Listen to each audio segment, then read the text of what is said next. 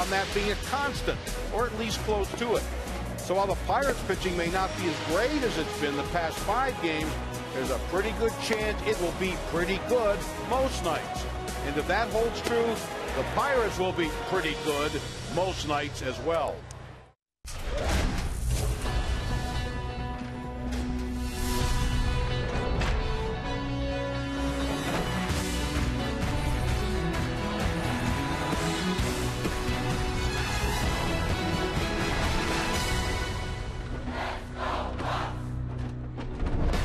Tonight, the Pirates wrap up their 8-game homestand.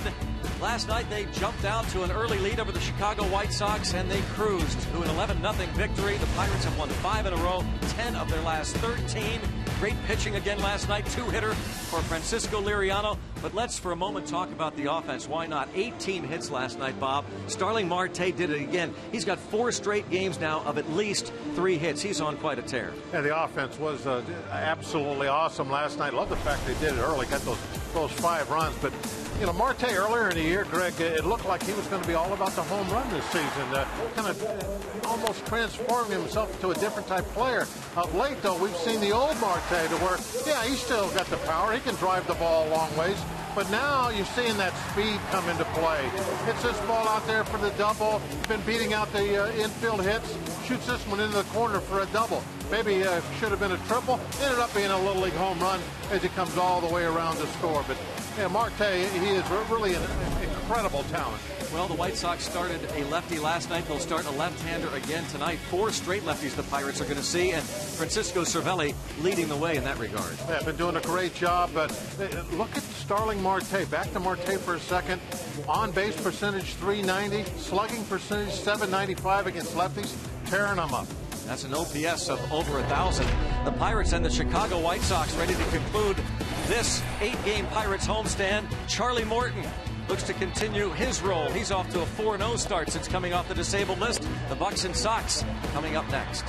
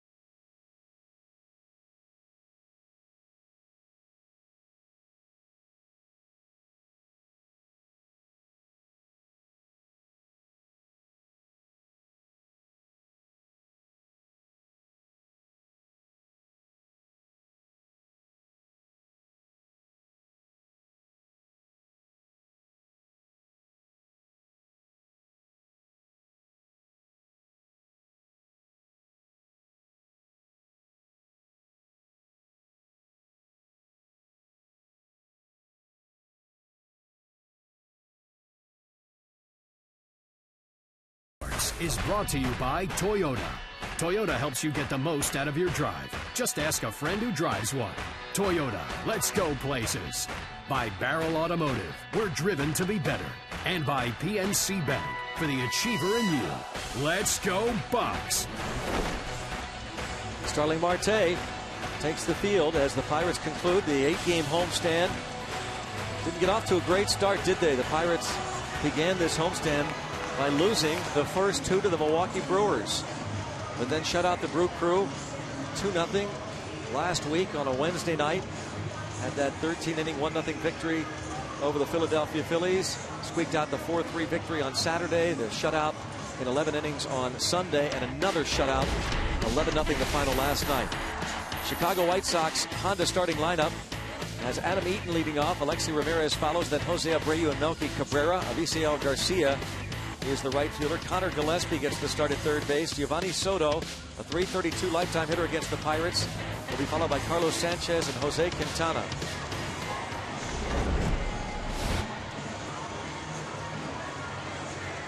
Take a look at Charlie's numbers, brought to you by Hyundai.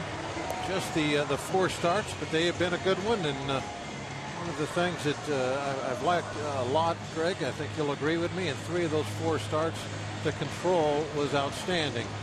And with that good control comes that excellent ERA. When Charlie is throwing strikes, with the movement of his sinker and the good breaking ball, he's about as good as it gets. Everybody's trying to figure this out, Bob, including Steve Stone, who came over and asked us about Charlie Morton. Here's the Honda starting lineup. Neil Walker is back at second base. Sean Rodriguez at first. Jordy Mercer and Chung Ho Gung on the left side. Starting Marte, Andrew McCutchen, Josh Harrison in the outfield left to right, and Francisco Cervelli catches Charlie Morton. Back to your point about Morton, is it that simple? Is that why he's... Oh, I think it is. You know, I'm just a simple guy, and I like to find simple answers. And you know, one of the things that I heard from Steve years ago, not Steve Stone, Steve Blass, yes, was that pitchers have to trust their stuff, and that I think is Charlie, when he trusts his stuff, because he's got good stuff. Low 90s fastball with a great sinking movement. He's got a real good breaking ball. He gets those 2 things going, throw strikes with him. That's going to work. 1 ball, 1 strike on Adam Eaton. He won't throw no hitters every night. He'll get some losses. He'll have a bad game every now and then. But over the course of a season, that's going to give him a good, solid year. Well, think about the fact that he's off to a 4-0 start in his 4 starts. He won 6 games all of last year in 26 starts. 2-2. And really, what's the difference between what we're seeing now from Charlie and what we saw in spring training? Consistent control of the baseball, throwing strikes, not walking guys, you know, not missing, throwing balls, you know, behind guys. I mean, he was just all over the place, and he needed some extra time to get that figured out. 3-2. And a leadoff walk. It's our Rivers Casino tips to win.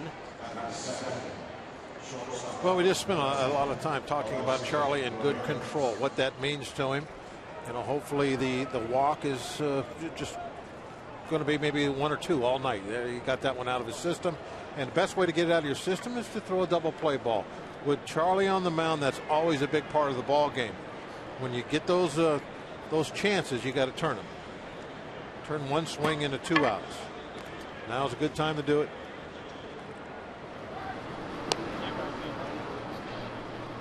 Oh, a couple turned behind Francisco Liriano last night. Eaton, by the way, has 3 steals in 6 attempts. Alexi Ramirez last night was 1 out of 3. He had 1 of the 2 hits, an infield single off of Liriano in the 7th inning. 3 double plays turned behind Liriano. That's a nice ball game. I think he can run it. There he is. 4 starters with ERAs under 3 for the first time since 1984 this late in the season. Larry McWilliams, John Candelaria, Rick Rhoden, and John Tudor.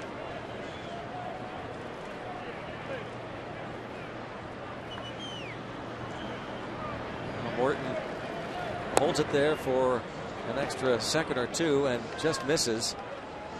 Bruce Dreckman, the home plate umpire tonight. Ball 1. Over at first base, Alfonso Marquez. At second, it's Dan Bellino and the crew chief. There he is, Tom Hallion. He was behind the plate last night. Runner is going. Swing and a miss. No throw from Cervelli. A stolen base for Eaton. Just his 4th in 7 tries.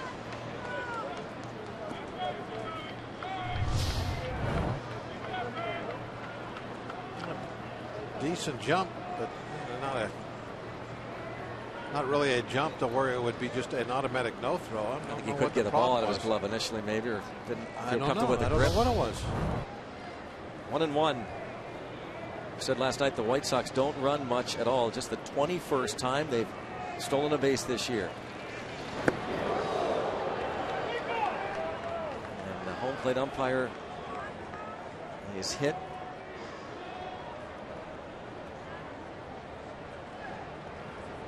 Cisco Cervelli checks on him.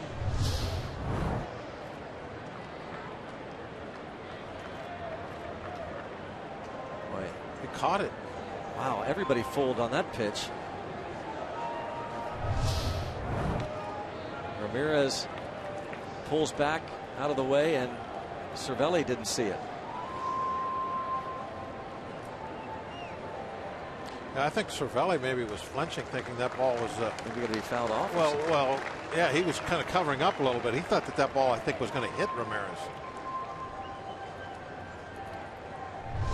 Either that, or Cervelli thought it was going to be a fastball. Yeah. And it was certainly going to hit him if that was the case. So he actually could have thought both things. I don't know if he was crossed up or what, but a very wild pitch.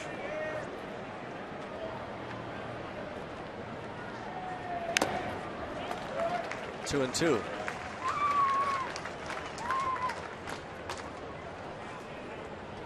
I wonder about that background being a possibility of causing some issues for hitters or catchers. Well, it could be, but I mean, it's the same every night. Yeah.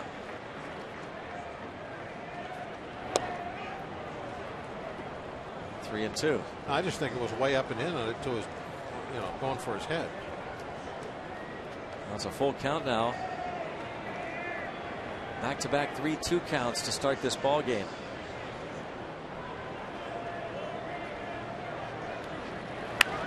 Line down the line and left, but it's a foul ball.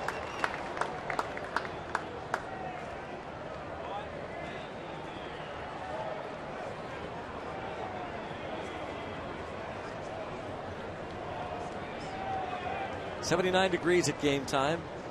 Wrapping up this 8-game homestand. Trying to end it on a winning note. You might know by now that the Cardinals were winners again this afternoon against the Twins. Another foul.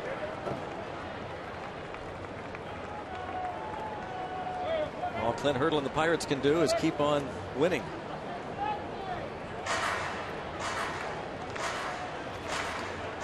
Five in a row, 10 out of 13. Cardinals just did hold on.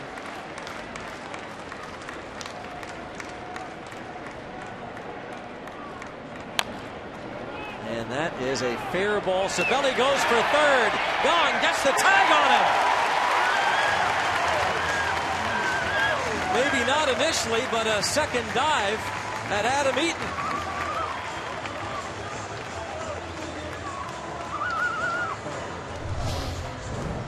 Maybe a little risky in the first inning of the game, but pulled it off. I even thought he got him the first time. Maybe he did miss the tag. There, he got him. That was Tom Hallion initially not making a call, but waited until the end of the play where he sees Gong apply the tag here.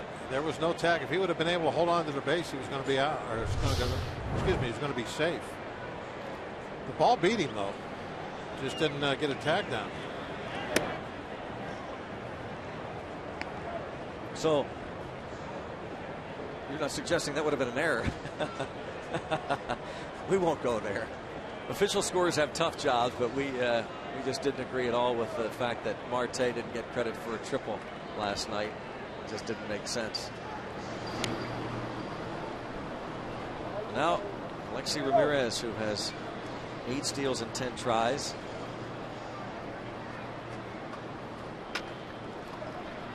As Marte ended up with 4 hits.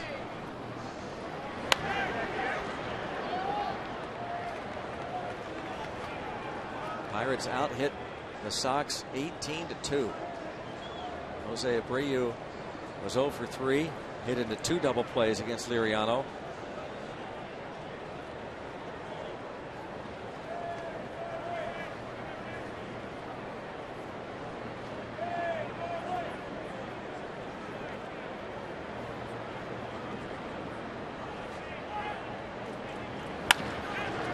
Headed up the middle, just as get through, and it's 1st and 2nd. Jose Abreu has a 1-out single.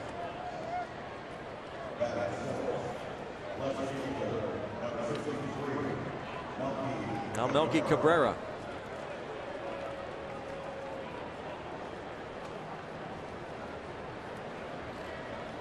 One of the good things about being a ground ball pitcher is most of the time when you do give a base hit, it's a single.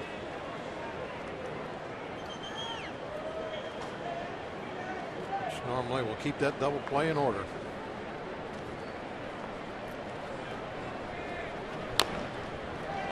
Cabrera, we talked about this last night. Way better from this left side of the plate. 280 as a left-handed hitter, just 107 from the other side. And as a team, the White Sox hit 250 against righties, just 205 against left-handed pitchers.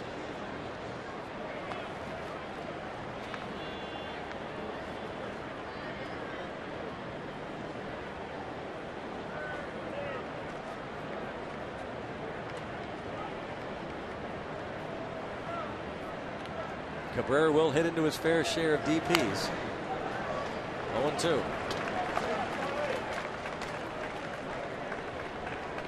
He has bounced around. 30-year-old, originally signed by the Yankees, time with the Diamondbacks 5 years ago, and then signed as a free agent with the Royals in 2011. The next year went to the Giants. A couple years with Toronto.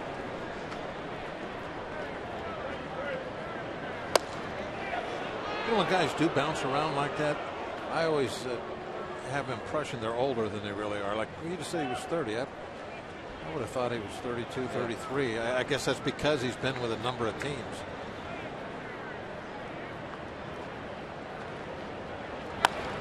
Breaking pitch into the right center field gap, and McCutchen makes the catch. And all the way to third base. Thought he was having a hard time with the sun there for a moment. Yeah, that's the same point up there. He's either saying, yeah, I couldn't see it right away, or maybe there was no problem. I had it all. But it definitely is talking about the sun. And when he first broke for it, it looked like he didn't break, you know, kind of had to make a little bit of a course correction. Makes me think that he had to fight that sun a little bit. Yep, still talking about it. It's always something comes in play the first couple innings here in center field for obviously both teams. They got to deal with it.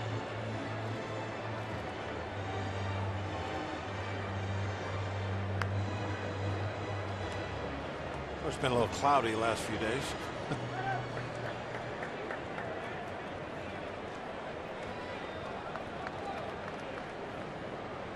There is Aciel Garcia hitting 280.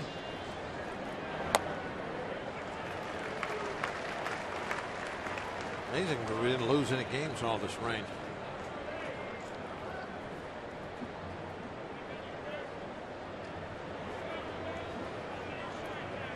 White Sox trying to get on board early. Do what opponents have done to them a lot this year. They've been outscored in the first inning 53-19. 53 runs in the first inning, the most allowed in baseball. and the 19 runs that they've scored, the least.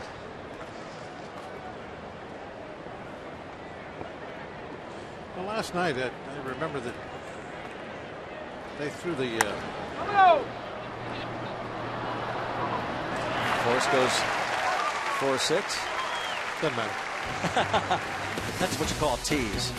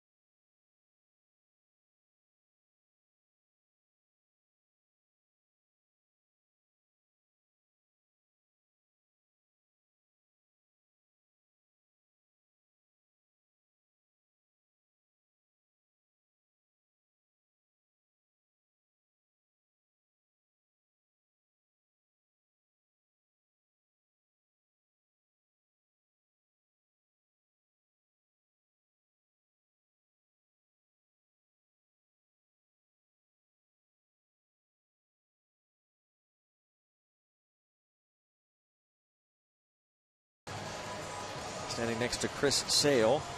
Sale, the Pirates will miss him this series, but we'll see Samardzija the day after tomorrow. We check out the Toyota starting lineup. Josh Harrison, Starling Marte, Andrew McCutchen lead things off. Jung Ho Kang hits cleanup. Francisco Cervelli fifth. Then it's Jordy Mercer, Neil Walker, Sean Rodriguez, and Charlie Morton.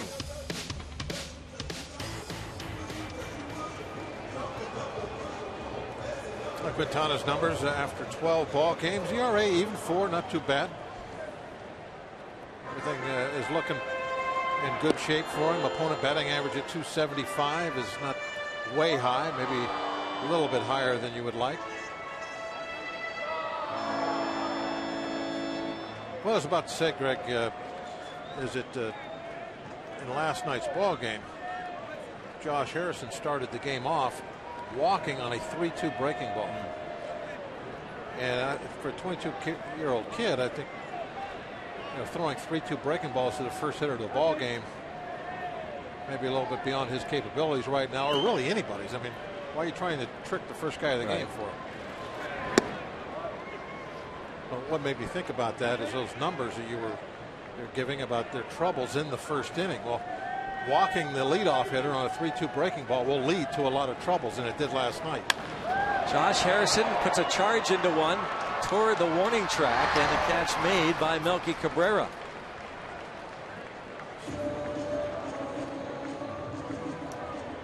Jay Hay is retired. The defense has Giovanni Soto behind the plate, the former Cub backstop. Jose Abreu, Carlos Sanchez on the right side, Alexi Ramirez, Connor Gillespie on the left side, and it's Cabrera, Eaton, and Garcia in the outfield left to right.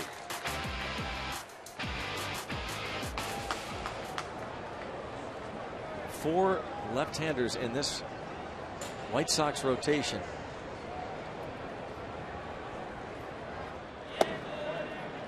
Southsiders love the southpaws. A lot of right-handers for the Cubs. What do you think of that, having all those lefties in a rotation? Think it matters? It matters if it's late 80s and you're trying to beat the Mets. Yeah. Then you want a lot of lefties in your rotation.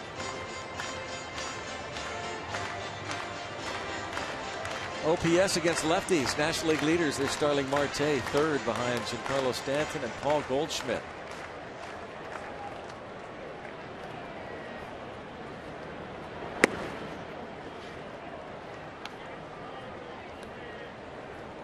Pedro Alvarez, because a left-hander is starting, he sits, as does Polanco.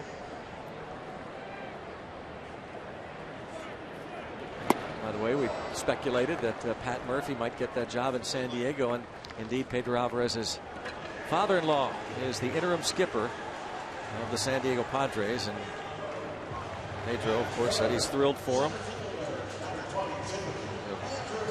Outstanding college coach and had been managing in AAA for the Padres organization. So Bud Black dismissed, and Pat Murphy takes over.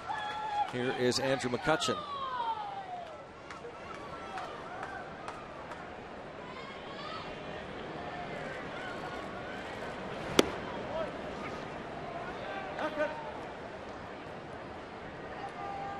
Couple of hits last night for Andrew McCutchen. RBI single in the first inning, a double off the wall in center in the sixth. Robbed of a hit by the third baseman last night, Gordon Beckham.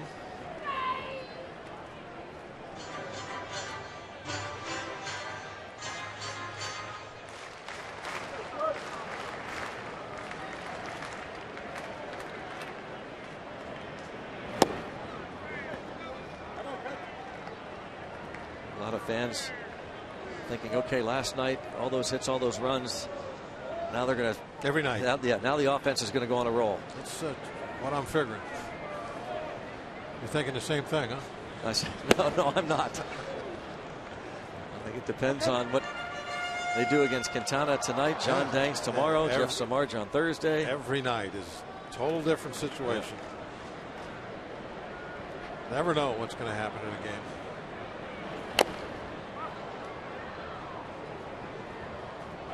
Still 2-2 on Andrew McCutchen.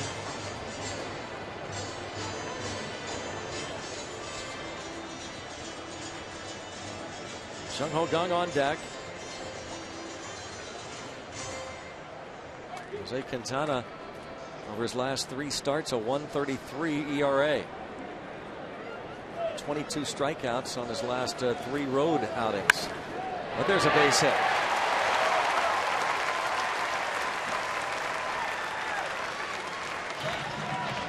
Seems like the Pirates have been wearing out that third base shortstop pole the last couple of nights.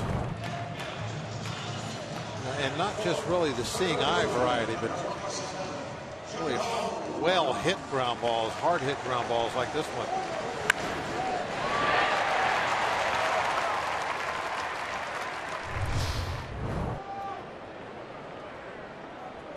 That ball was hit pretty good, and the outfield grass really grabbed a hold of it, didn't it? It did.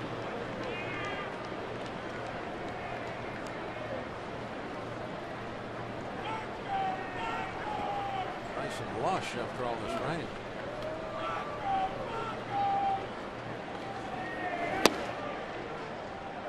Kang had a couple of hits, drove in a couple last night.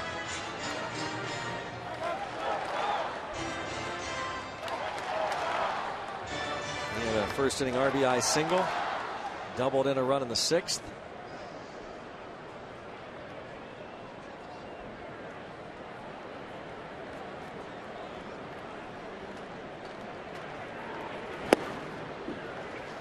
One ball, one strike.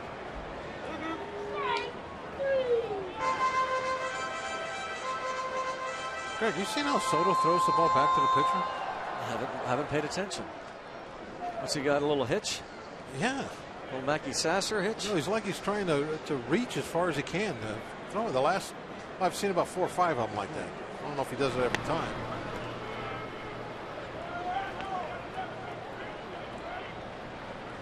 One-time Rookie of the Year with the Cubs.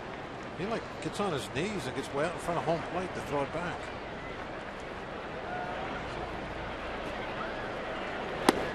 See if he does it again. See? Yeah. No, you didn't watch. I did. No, I you're saw looking, it. I didn't look at the monitor. I looked at the field. I'm watching the game. No, you weren't. You're looking at the computer. Looking right down on the field. See, I watched the game, Bob. I'm watching what our fans are saying. Yeah, I am too. I don't get caught up in what's going on, all the statistics and the numbers. Just watching the game.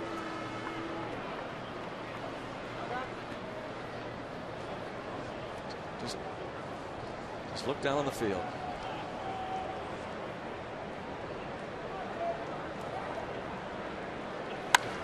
And a ground ball into left center field for a base hit. that one was kind of the seeing eye variety. I'll take it.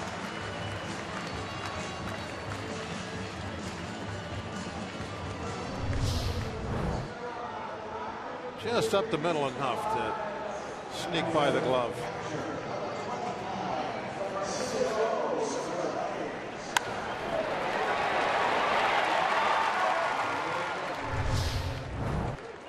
So Gong, who had a couple of hits last night, has a 2-out single. Pirates had some 2-out action last night. Here's Francisco Cervelli.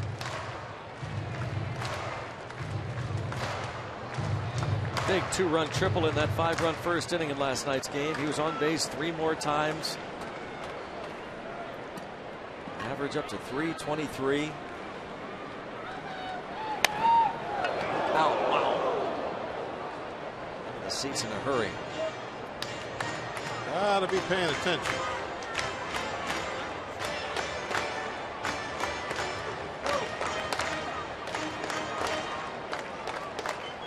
Don't be texting.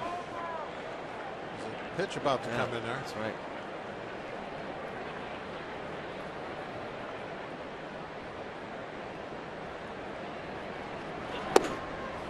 One and one.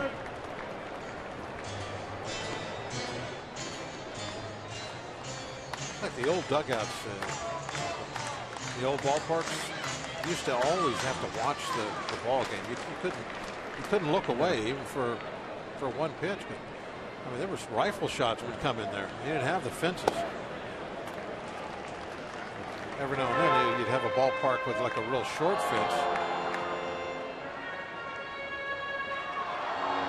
And a lot of them you weren't down either in a bunker. You were field level. You're sitting there on a bench.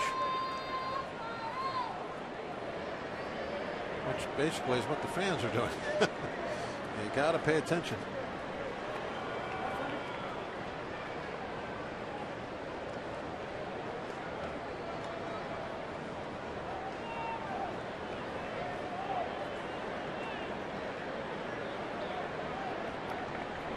Bucks making Quintana do some early work.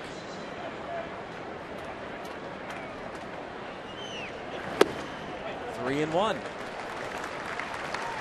Late appeal, but first base umpire Alfonso Marquez says no swing. The Sox, I thought, were kind of playing Cervelli a little cheap in the outfield yesterday's game. He burned them, and they're doing the same thing. They're uptight. Yeah, they're looking more for a single, trying to throw out cuts at the plate than they're worried about a gap shot or something over their head. Look how much room behind them.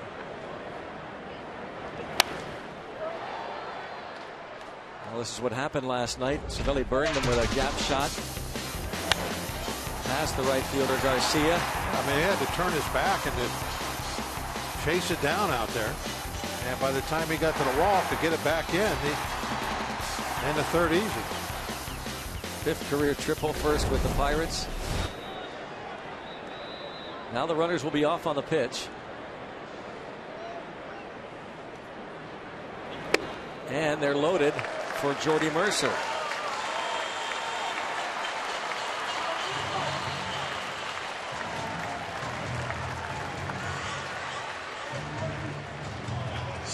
And a first inning visit from their pitching coach, Don Cooper.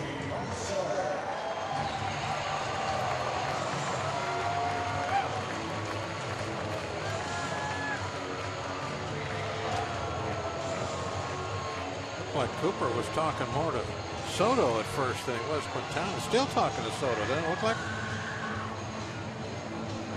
Maybe getting a little interpretation, kind of helping Soto with the language, maybe. Perhaps. Didn't stay there to hear what he had to say back, though. He said, tell him this and I'm out of here. Yeah. Robin Ventura, 4th-year skipper of the White Sox. They were 73 and 89 last year. There was a lot of hope going into this season.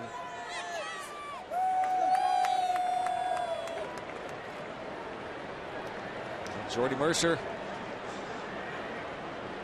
2 more hits last night, 6 hits in his last 15 at bats. Takes ball 1. He has hit safely in 10 of his last 12 ball games.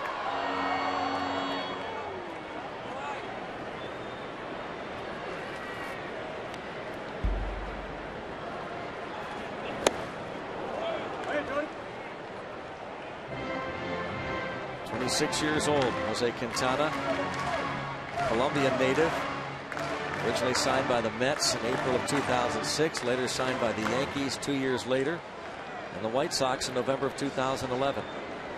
That last fastball, okay, had a real good cut action on it. Jumped in on Mercer's hands. Toward the right fielder Garcia. And Quintana escapes. The Pirates leave them loaded. 0-0.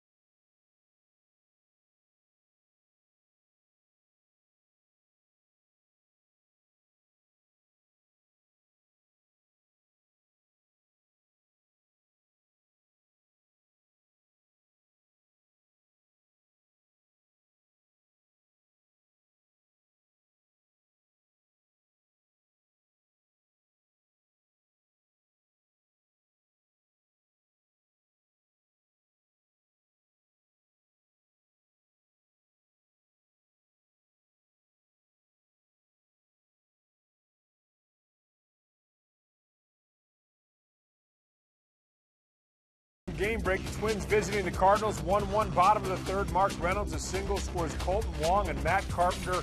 All Michael Wacha needed to improve to 9-2. The Cards win 3-2, their 5th straight win. Back to Greg and Bob at PNC Park, guys. All right, Rob, thanks very much. And Eduardo Nunez of the Twins came within just a couple of feet in that 9th inning of tying the game with a home run. Ball hit off the top of the wall. They couldn't bring him home. Kevin Segrist picked up the save as they rested Trevor Rosenthal. So the Cardinals hold on, and the Pirates need to keep pace, get a W tonight, and stay 6 back. The Cardinals have won 5 in a row. The Pirates have won 5 in a row. Connor Gillespie.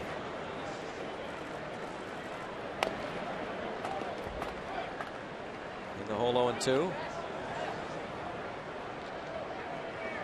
Charlie Morton walked the leadoff man, Adam Eaton, who then stole second. It was thrown out at third on a play by Francisco Cervelli and Jung Ho Gong after Abreu singled.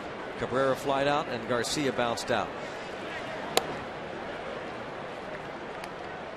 A little bit of a pattern through Morton's first 4 starts. Some bumps early in the first inning, but keeps it together, and then gets in a groove control-wise, where he starts just hammering the strike zone, getting ahead in the count. 1 up, 1 down. The strikeout brings up Giovanni Soto. Allegheny Health Network injury update. But I don't know if you saw this. John Moscott, the starting pitcher for the Reds, gets the runner of the Tigers in a rundown and then tags him, and on the way down dislocates his left shoulder. Allegheny Health Network injury update.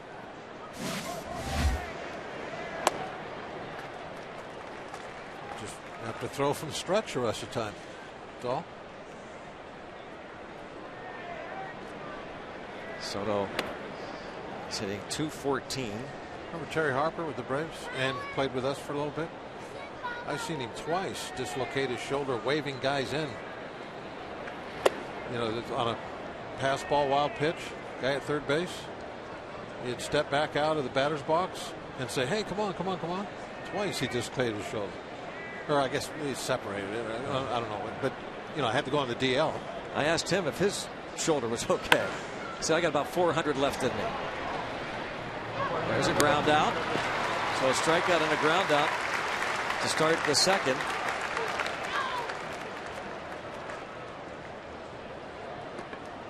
bring up Carlos Sanchez. Charlie Morton, 2.05 ERA in his first 4 starts.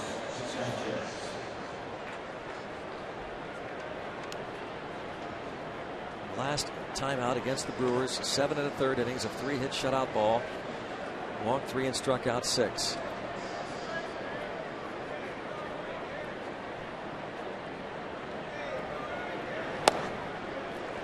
And a strike.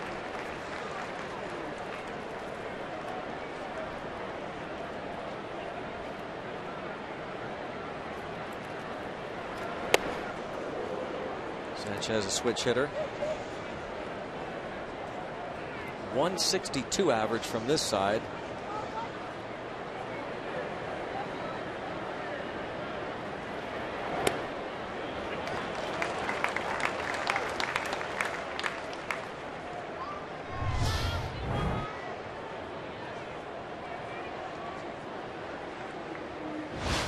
How do you lay off that one, huh? You certainly couldn't lay off twice in a row. It's an identical pitch. This time he had to pull the trigger.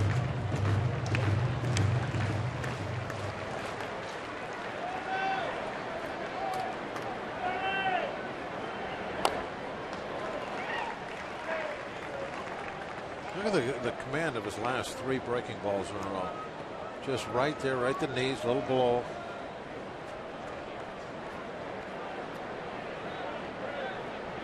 Easy, Charlie. See what he did there? Moving his shoulders around like that. Just don't get a player in a rundown and dive for him. Let the infielder do it. 1, 2, 3. Beautiful. Go to the bottom of the second. 0-0.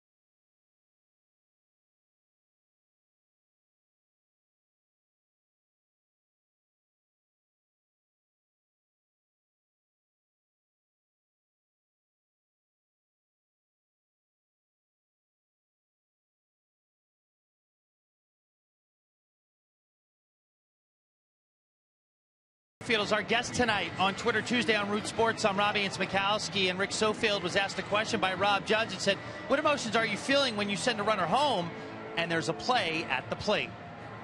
My gut feel, God's blessed me with an instinct, and I let that thing come to me. And I have all the information, arm, speed, weather conditions. Everything adds up to a yes or no, and I just trust my gut when it comes time.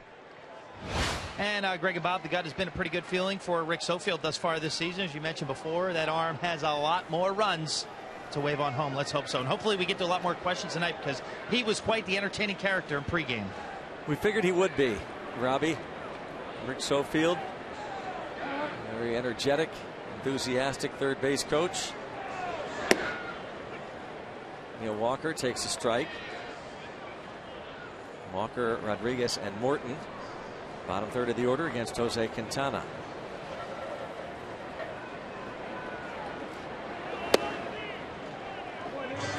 One and one. Walker starting tonight against the lefty.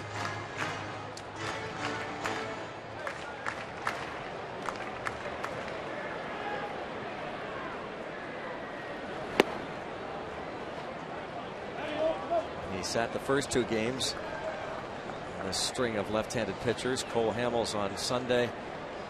Last night, Carlos Rodon. He's just 5 out of 31. As a right-handed hitter, that's a 161 average. Got off to a little bit of a slow start last year, but really came on. In fact, ended up hitting better average-wise as a right-handed hitter last year. They put all the talk from the year before about maybe giving up switch hitting, put all that away. As he was swinging the bat very well from this side of the plate. Second strikeout for Quintana. 94 right on the black. Pretty good pitch. You can watch it on the WB Mason strike zone. It's a tough one to hit there.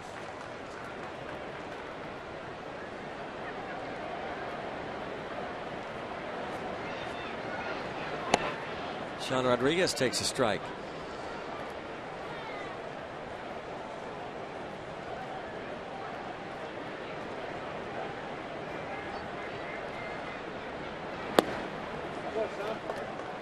There's Soto again. Do you see that? I see it. Yeah, getting to me, Greg. I can tell. I mean, he almost like crawls forward a little bit and then just kind of like flicks the ball out there. I think he's really having a problem with that at some point. Look at that. Morton Park University tweet, #BucksBooth. Why does he keep falling to his knees occasionally in that first inning? That's what I want to know. It's his routine. Didn't you have a routine? It's a routine? Not like that one. No, I think he has some kind of like a little problem throwing back to the pitcher. And that's why he's developed that to kind of get away from it. He like takes 2 steps on his knees forward and then just kind of flicks it with his wrist.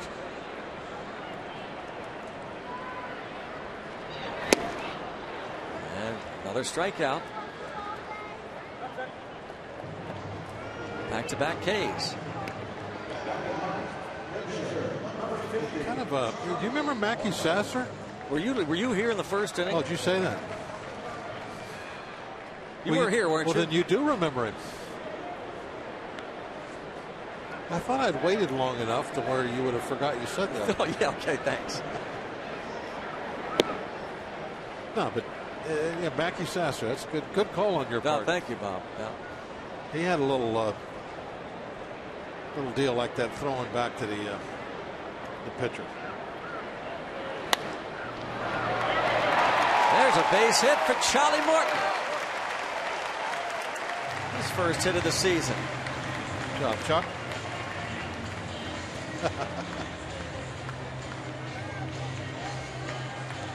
He didn't really take a big turn around first, did he?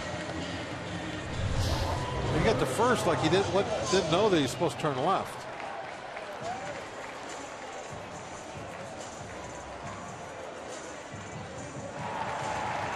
Right there, and this just ran to the bag and stopped. Yep. Hit one out of here, scored Charlie.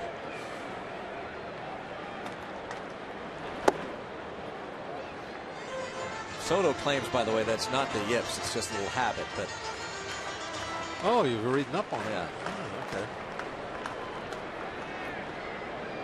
Eric Chavez, analyst for the Oakland Athletics, said something about it earlier this year. A foul ball. Of course, the A's have seen the White Sox more than we have. He said, Eric Chavez, the former big leaguer, said he wants everybody to think it's a routine to grab the dirt, get a good grip on the ball, but really he's hiding. Something traumatic has had to have happened to put him in this state of mind. I don't know if he made a couple of bad throws or something, but something triggered it.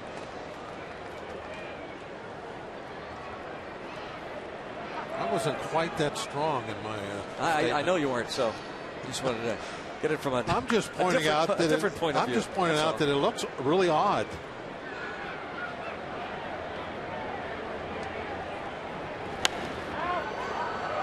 Yeah, when I first saw it, it was like he wants to reach out and hand it to the pitcher.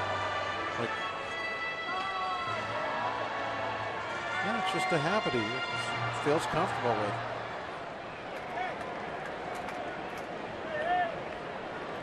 Sasser used to stand up and do like a little, like a couple, almost like a practice throw, a couple practice throws.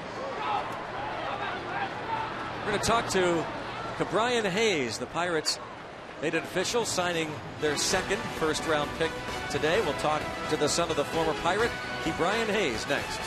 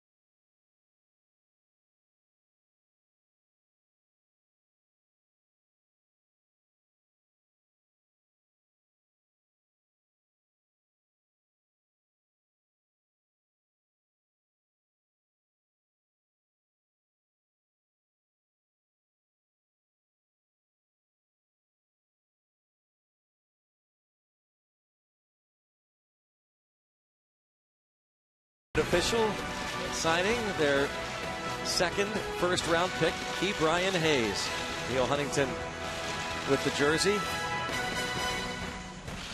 And quite a day, quite a couple of days. Pirates signing both their first-round picks, and Ke'Bryan Hayes joins us. He's the son of the former big leaguer and one-time Pirate Charlie Hayes. And Ke'Bryan, what is this all like for you? Man, this is just a dream come true. This is what every kid probably dreams of whenever they're at home, and it's just awesome. I'm just loving it. Third baseman out of high school, like your dad. Third baseman, right? We asked you earlier today on the radio side, but tell us if it was just coincidence that you're a third baseman. Oh, man, just growing up, I just learned to play every position just in case down the road I'm playing a different position than what I thought, and just so happened I happened to end up at third like my dad. Oh, if you can hit like your dad, you just play whenever you want. You just That's right. Name your spot out there. Yes, sir. He can swing the bat. Can you hit as good as he does? Yeah, I can hit way better. I like it. That's very good. Confident like your dad was. Yes, sir. We're going to talk to your father in a half an inning. By the next half inning, we'll talk to Charlie. And I'm going to ask him the same thing. Yeah. You got to just be chomping at the bit to get down to Florida, start playing. Yeah, I leave tomorrow. I can't wait to get out there and start meeting everyone down there and get to work and start playing. A little video of Ke'Bryan Hayes, his high school days. And he officially became a pro ball player today, and he will start out down in the rookie league down in Bradenton as he gets ready to play his first professional game. How much have you had talks with your dad about what to expect being a professional and actually doing this for a living? I'm sure he's told you a lot about what it's going to be like, especially that first year in rookie ball. Yeah, he's told me to just keep working hard and have a great work ethic and always be positive and just go out there and have fun. It's day in and day out. You know you're going to have some rough ones, and you got to be able to turn the page. Yeah, I kind of my brother got drafted in '06, Tyree Hayes with the Tampa Bay Rays, and fortunately I was able to go with some of his teams, and some of his coaches will let me come on the field and do a whole bunch of stuff with the team and in spring training, so I know the daily grind of it. And they might try and get Eaton a wide turn, but he gets back. Harrison got to the ball quickly, gunned it to Walker, who in turn fired to Rodriguez, and Eaton just does get back. A base hit with one away. Take a look at it again. You got the speed and you hit that ball. It looks like it's going to be back there against the wall. So you're thinking double. Almost thought wrong. Yeah, got back fairly easy. Good snap throw though. Made it close. You're probably not in awe at any of this.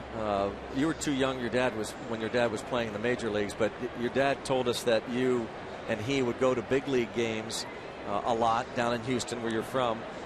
So what you're seeing now, it doesn't awe you at all, does it? I mean, it's a much faster game. You're aware of that, of course. Yeah. I'm still in awe of this stadium. This is the nicest stadium that I've ever been to. Just the background and just the fans and the atmosphere. I love it. By the way, close play at first base. Pirates making it tough on Eaton. Well, you're not going to have this view when you're up here playing third. You know, that's right. Down there in Enjoy it now. You can't quite see the river from down that way. Yeah, that's the plan. Y'all get this view every day, though. Well, that had to be hard on the ankle. Yeah. You see how Eaton jammed his foot in there? There's that view with Ke'Bryan Hayes, the second of 2 first-round picks the Pirates signed in back-to-back days. I talked with Kevin Newman last night, and Ke'Bryan Hayes, a high schooler who had committed, I think, to play at Tennessee. Was it a tough call at all for you? No, they were just the most aggressive, and I felt comfortable with them. I liked Coach Serrano. He always treated me well, and Coach AT, the assistant over there, and Bill Mosiello, he's now at TCU. I just liked all the guys over there. Ke'Bryan Hayes, 32nd pick overall, Concordia Lutheran High School, and again had committed to Tennessee. He's a Pirate now, as he was officially signed today, the son of the former Pirate Charlie Hayes. And of course, over the years we have met so many Pirates as broadcasters. Where Bob played for many years, but Bob and I often have talked over the years about players that stand out, students of the game. Charlie Hayes was a student of the game. He knew the game, and he said that when you were 10 years old and you guys were watching the Astros play, he said, I'd say, hey, Ke'Bryan, look how far that ball went. You'd say, look at how his hips turn. Yes, sir. Ball bounced to third. Play goes 5-3. So, Ke'Bryan, congratulations. Nice meeting you. Great job, and look forward to having you right down there in that dugout. Yes, sir. Ke'Bryan Hayes, the new Bucko, will talk to his dad, Charlie, the former Pirate, in a moment.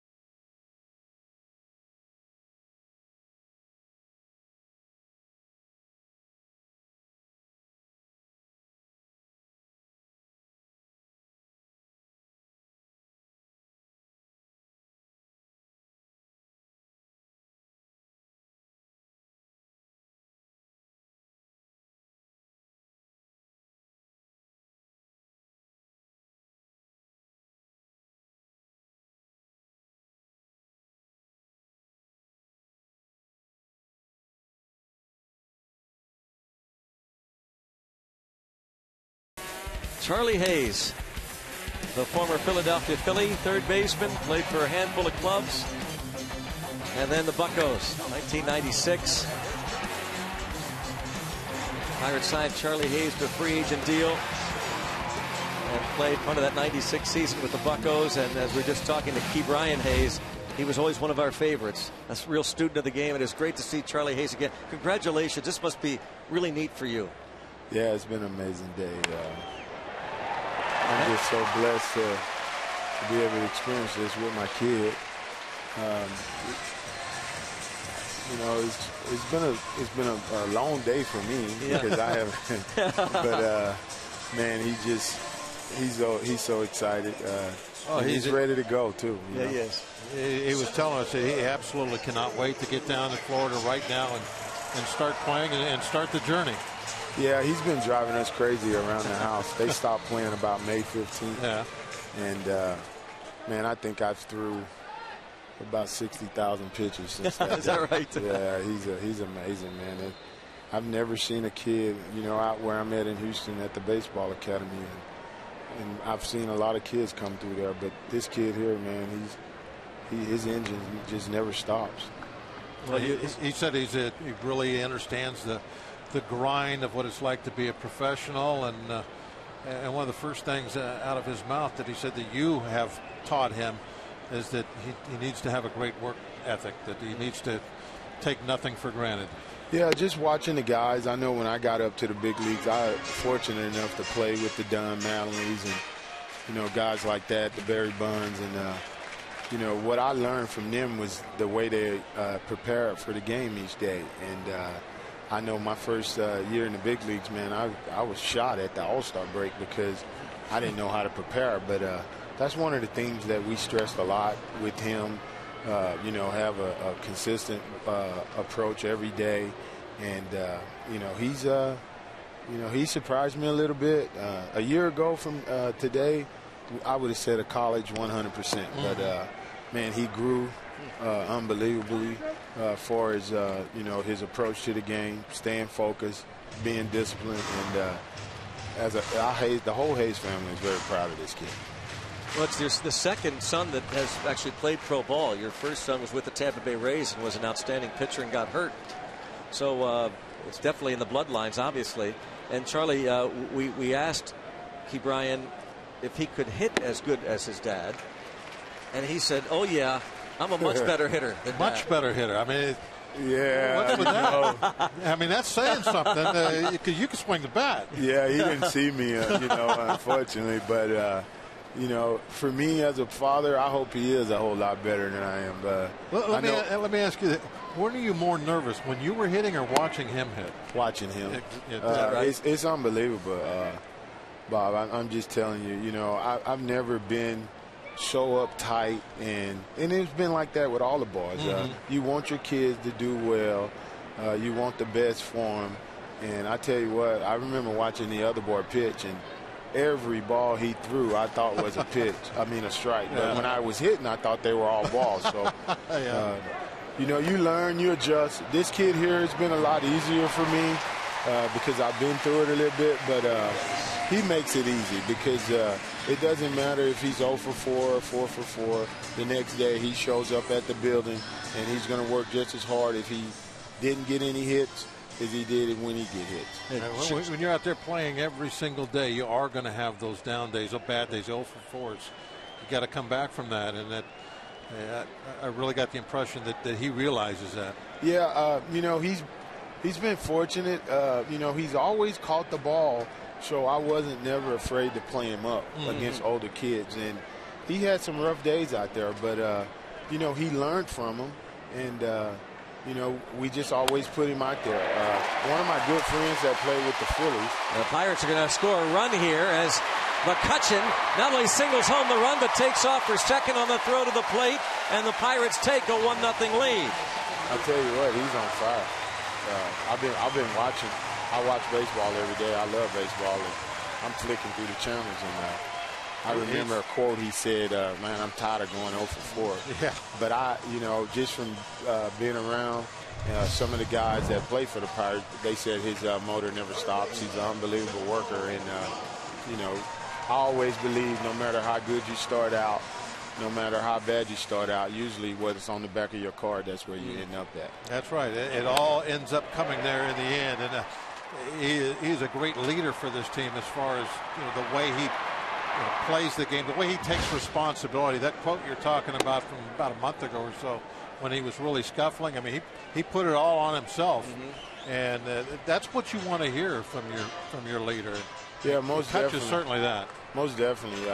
I told my kid a long time ago, when you compete against others, you become bitter. If you compete against yourself, you're going to get better. And the biggest thing is just being truthful to yourself. And my kid bought in, and here we are today, sitting here in Pittsburgh. Dream come true for me as a father, and I just can't, explain what he feels. He doesn't get excited, but he's very excited. More than anything, I said, hey, we got to go to Pittsburgh, sign your contract. And he was like, why I got to go there? Can't I just go to Bradenton? So look at him taking in the game right now. He's not aware that he's on camera there, but you talked about how at 10 years old you knew this kid was a student at the game. We were at an Astros game, and I was telling him, I said, man, you see how far Bagwell hit that ball? And he was like, yeah, but you see how fast his hips turn? And I knew right then that this was going to be one of those kids. So, I try to instill work ethic in with him. And, he's bought in, man. And, I remember this kid hit a ton of home runs as a 10, 12-year-old. And everybody was like, hey, you should be excited. I was excited, but I also was wondering why he was falling 2 times on a home run before he got to home plate. So unfortunately, they started this program called Velocity, and he's put in the time. And we're blessed, man. I tell you what, this kid here is low maintenance as they come. You give him a ball, a bat, and a glove, and he's happy. It's really so cool to see how he's taking in the game and all this. And he talked about this ballpark and how neat this was, but as you say, he's not overwhelmed by it. He loves it. He loves the game of baseball. Like I was a little worried, like I was telling you guys earlier, last year at this time, I would say college player, but the experience that he got to go through last summer, playing with some of the kids that they were saying was the best, and me as a dad, I always try to keep it in perspective and just told him that he needed to continue to work. But I asked him when we came back from the USA thing over in Mexico, what did he take from this summer? And he told me, because he's never one of those kids that talk about himself, but he said, Dad, I'm just as good as these other kids that they say are the best ones in the country.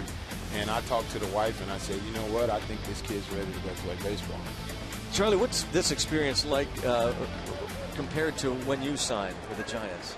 Oh, this is just totally different. Is it? Yeah, it's totally different. They treated, the Pirates have really treated us as a family well today, and, I'm sure it's going to continue.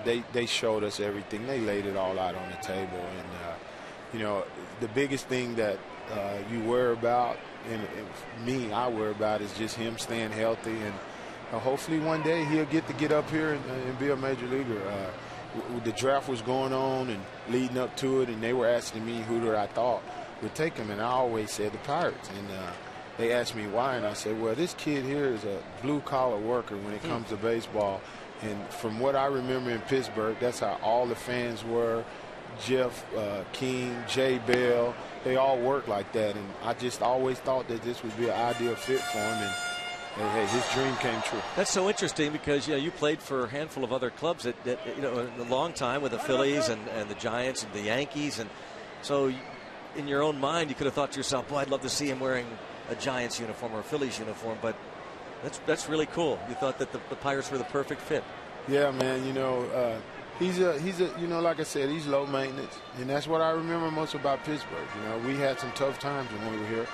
But the fans that came, they were 100% for us, and I loved it. I think it was the greatest experience in my life, getting to play for Jim Leland, a great guy, Milt May. I mean, you could just go on and name the guys that were here, and they always treated me with respect. I think they appreciated the way I went about the game. I try to learn something every day, and I just try to instill that into all my kids. So, you know, to see him here and be as happy as he is, that's what every parent wants. And, you know, I'm just happy to see him start the next chapter of his baseball career. Well, it's really neat, too, that the Pirates have turned this thing around and back to being a real proud organization. And as your son mentioned, how cool it is to see a crowd on a Tuesday night. This is a good time to be coming into the Pirate organization. It went through that long dry spell. It's not like that anymore. This is a great organization to be in. You got a good chance to win and have postseason experiences. Yeah, I was talking to the manager earlier, and I watch him a lot. And he was in Colorado when I was there. And, that's right. Clint Hurler. I've never seen a more positive guy in my life. And you know, today down on the field talking to him, you know, he expressed that you know, hopefully everything works out. And you know, that's where I got one of those cliches from about trying to be better than you were yesterday, and that always stuck with me. And like I said, I try to use it and express it to all the kids that I come across So I love Clint.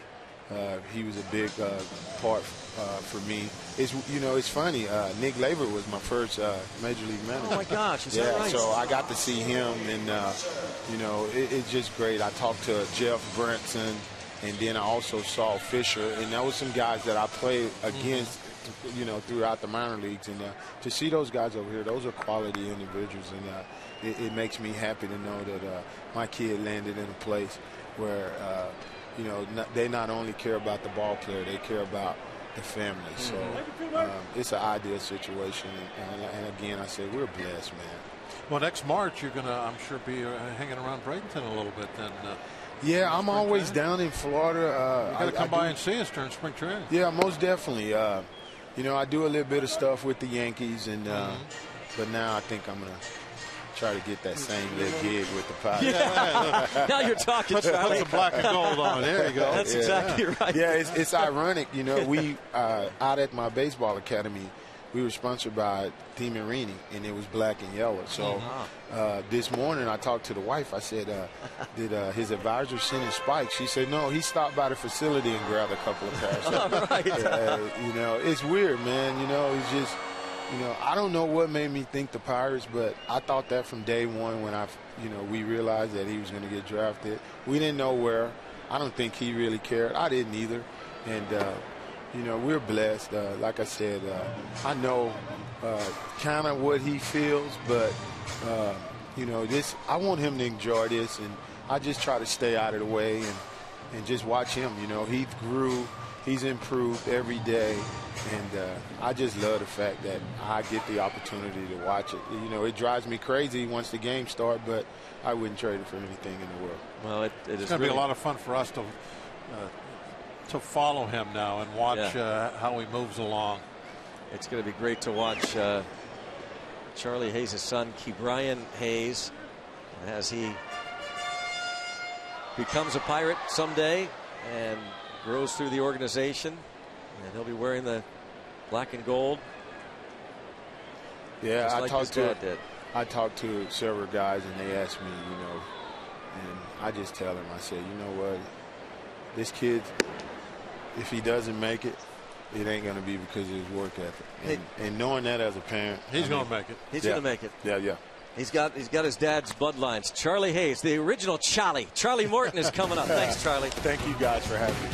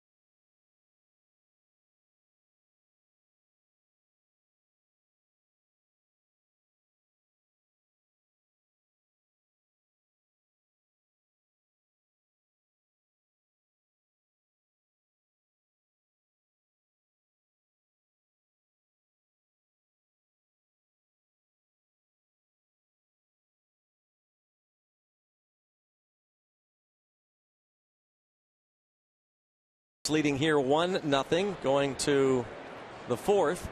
Pirates glad they picked up one. They would like to have moved Andrew McCutchen from second base. He was there with nobody out, but to Quintana's credit, he was able to get 2 ground balls and a strikeout. So Andrew McCutchen's 41st RBI of the year, scoring Starling Marte to give the Bucks this 1-0 lead. And Melky Cabrera at the plate. Marte and McCutchen, that combination producing the first Pirate run. And McCutchen coming on to make that catch, and the line drive by Melky Cabrera. Those are tough ones. That line drive right at you. You got to wait, try to figure out in, back, which way. Well, join us for the first Runners Night at PNC Park, presented by Fleet Feet Sports Pittsburgh on Wednesday, June 24th. Watch the Bucks take on the Reds at 7:05 and post-game fireworks. That's Wednesday, June 24th. Tickets specially priced, starting at just $19. Get yours at pirates.com/runners.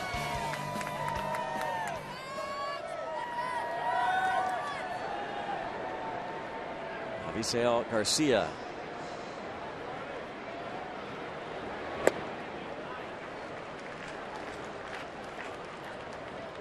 And he bounced to Neil Walker in the first inning.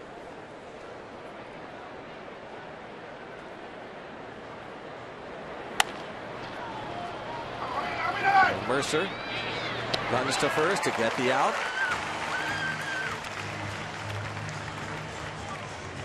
Charlie really took the sting out of the bat on that ground ball. Mercer had plenty of time to close up the middle part of the field, make that play.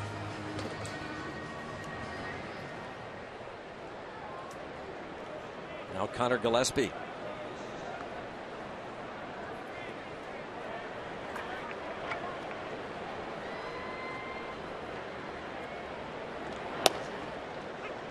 And a strike.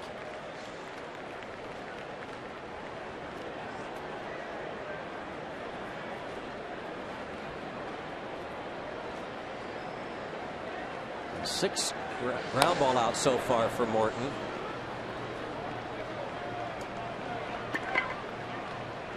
First inning,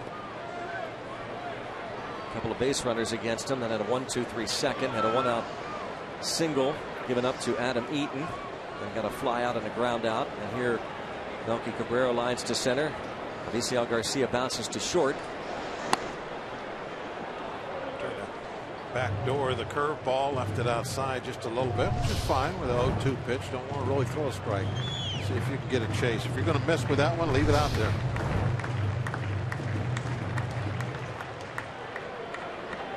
Forkball, splitter. And grounds to second.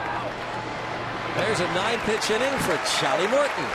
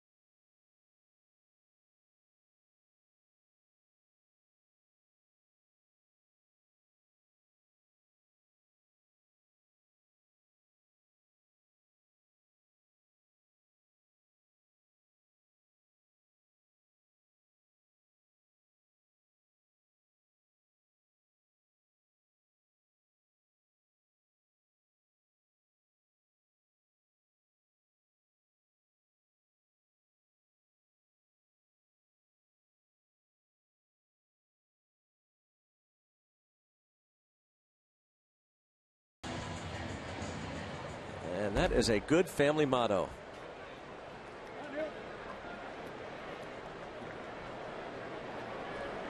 Been doing that a lot. It's what we have over the fireplace at home.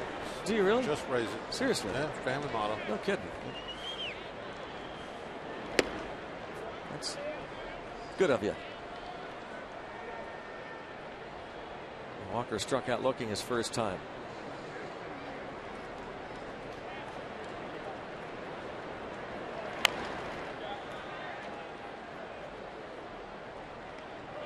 Five hits for the Bucks, 1 run. Bottom third of the order, Walker, Rodriguez, and Morton.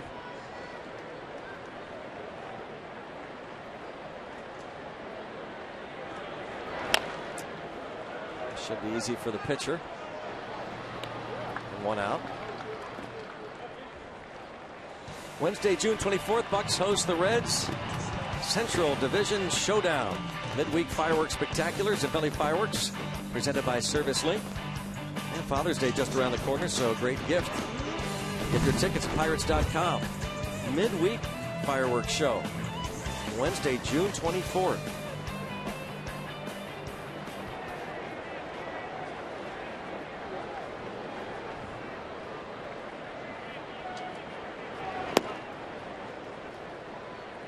Rodriguez struck out in the second. Pirates will welcome in the Reds for 3 starting a week from tonight. And then the Braves in for a weekend series. Bucks will hit the road for 3 in Detroit and then back home before the All-Star break. Host Cleveland, San Diego, and St. Louis. Driven deep. And clear the deck. Cannonball coming. Serpico gives the Bucks a 2-0 lead. Sean Rodriguez with his 3rd of the year. Yeah, not really an imposing figure when he stands at the plate. But we saw in spring training, Greg, that he's got a lot of pop in that bat, and he can hit some home runs. A lot of people think of him as kind of like going to spray the ball around, a little bit of a singles type hitter, but he's way more than that. Well, we talked so many times about the fact he's been a part-time player his whole career. Last year, in just 230 some at bats, hit a dozen homers. So double those at bats, you get 24 home runs. Breaking ball. Jumped all over.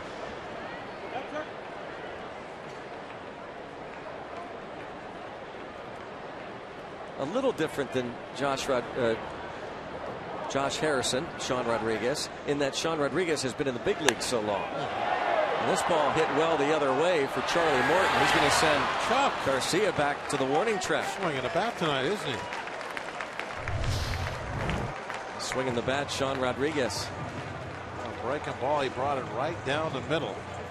And that didn't scrape the back of the fence either on the way over. That was way back there, about 10 rows.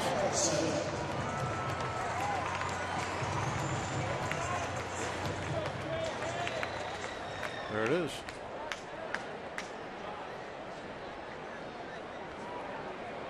Previous 5 years with the Tampa Bay Rays and broke into the big leagues in 2008 with the Angels.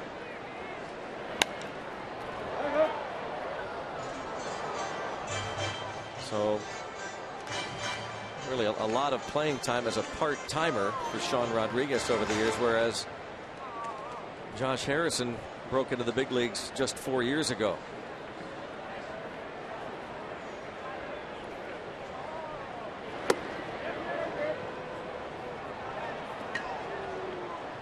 Well, Jay, it looked like he was just going to be a career utility player until he right place at the right time, started getting steady at bats, and was able to show what he could do.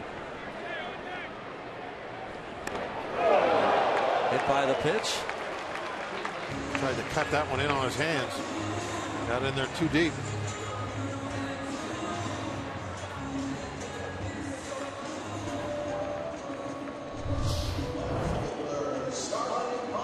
See, the spin on that ball. He's trying to cut that fastball. And he had that cut action on it. It just kept moving in further and further.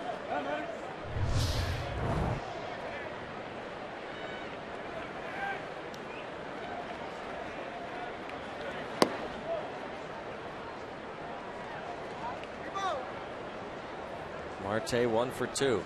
Led off last inning with a base hit, stole second. His 12th steal of the year and scored on the McCutchen single.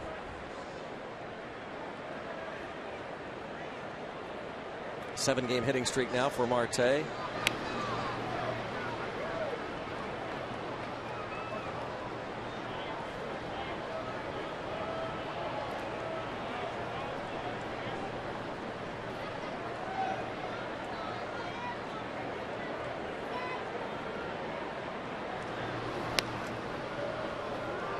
Believing Harrison is going to be taking off here.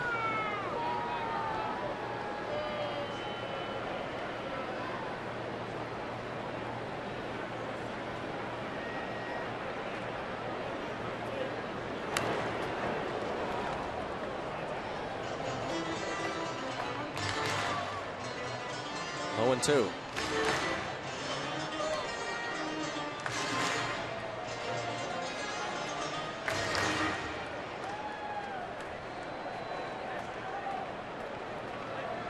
As the sun sets across the Pittsburgh city skyline. Amazing how beautiful it is out after all that stormy weather we had. Pitch out.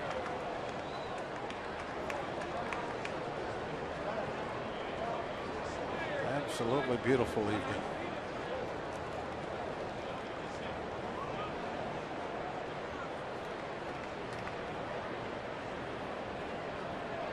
Joe McEwing kind of in that Josh Harrison type role for a while now. A little delay. Harrison takes off. And a pitch in the dirt. And he is thrown out. They had that. Soto warned him about that earlier. I saw him give the sign. They had that sniffed out. Sean Rodriguez goes deep. Home run number 3.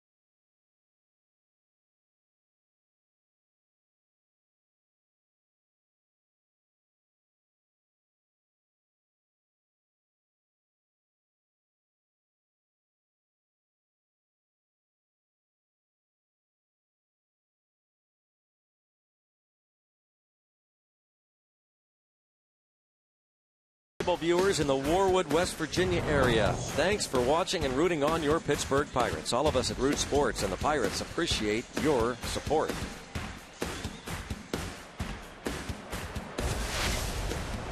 Two-zip UPMC scoreboard.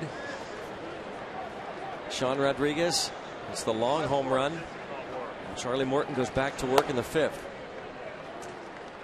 Faces the bottom third of the Sox order.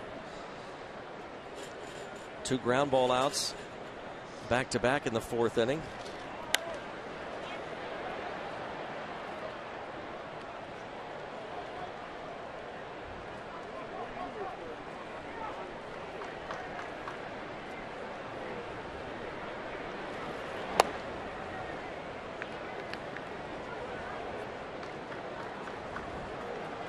Bryant Park University tweets talking about Sean Rodriguez's home run.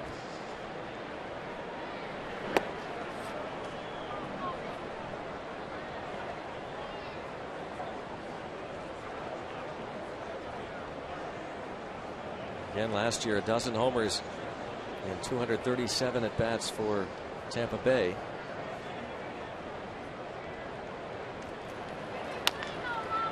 Third baseman coming in, Gong. Catcher running, so he has time and gets it. And now Charlie Morton has gotten ground ball outs from 4 of the last 5 batters. Hey, and Greg, this is just like what you were talking about earlier, about how he's gotten into a little bit of a groove now with the control. He's getting ahead in the count. That first inning, it was a little here, a little there, not really throwing enough strikes, falling behind, but that's not the case now. It's out in front, off speed pitch to Carlos Sanchez.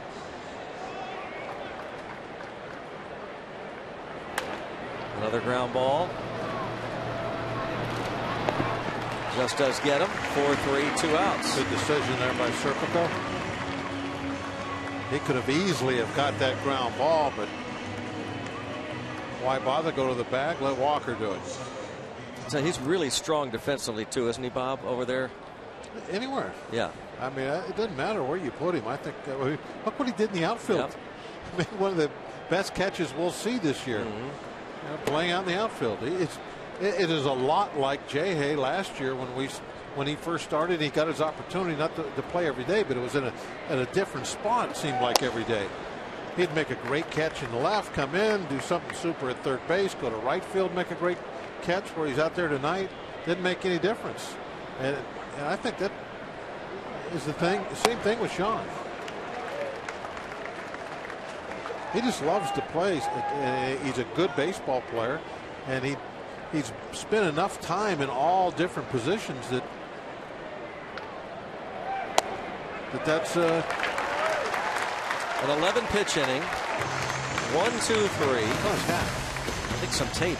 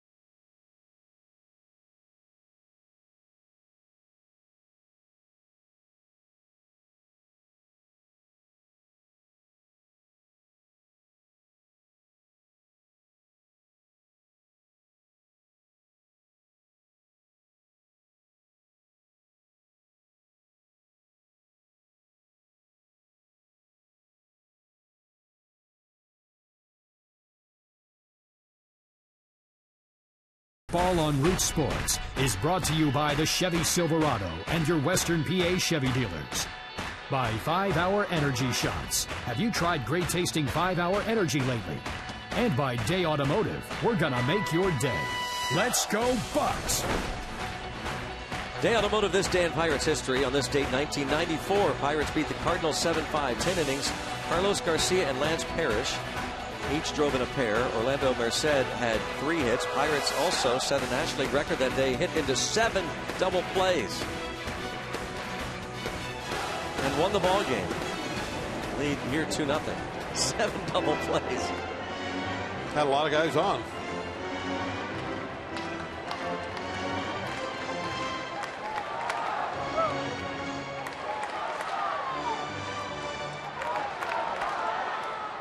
Al Sander back here. He's been in our crew, but he's taking a night off, enjoying some Pirates baseball.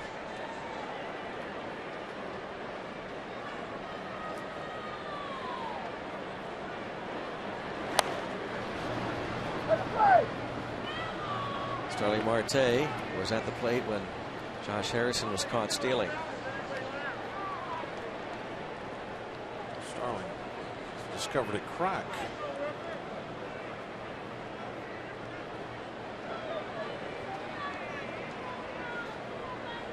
Bucks will be taking off for Chicago tonight to finish up the home-and-home series. Matty. No, that's Mate. Oh, Mate. Matey. How's that? Where do you think the R is? Probably with the S and the I. Wait, what is this? Marte.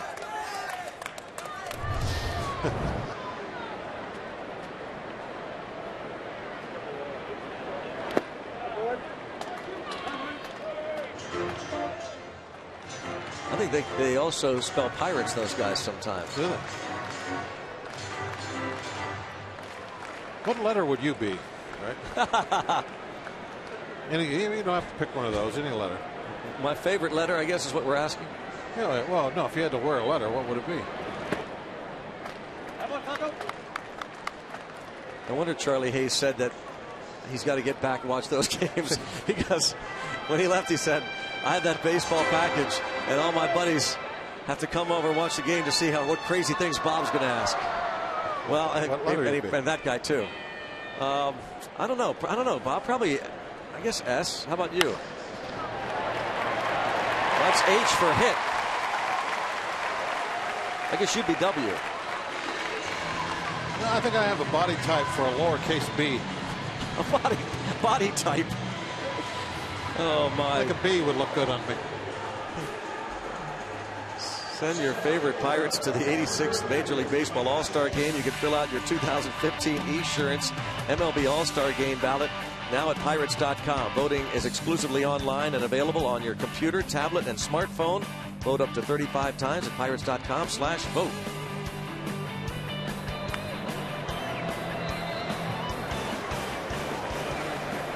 And Andrew McCutchen has moved up considerably in the voting, as has Francisco Cervelli. Vote up to 35 times. Go to Pirates.com.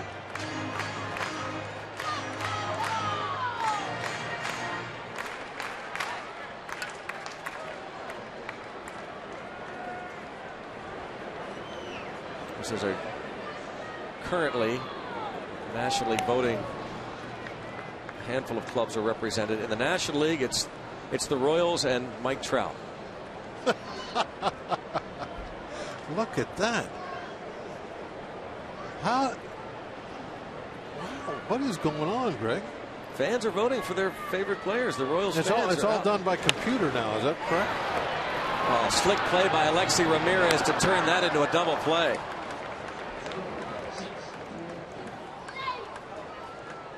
I had no idea that the American League was like that. It was all Kansas City Royals.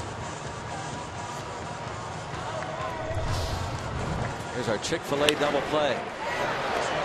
Very nice.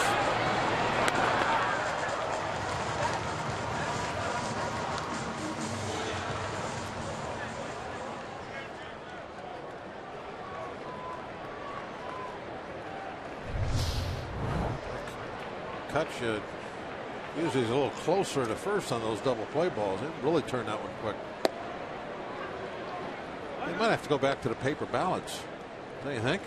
Something, I don't know. David Price has tweeted out that something needs to be done.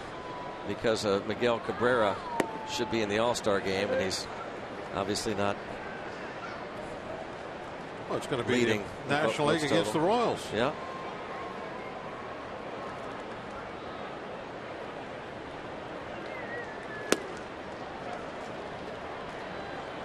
It is the first time it's done online, all the voting.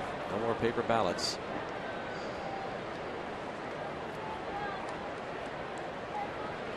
Jung Ho Kang, an all-star in South Korea. And who knows, may end up being an all-star down the road in the States.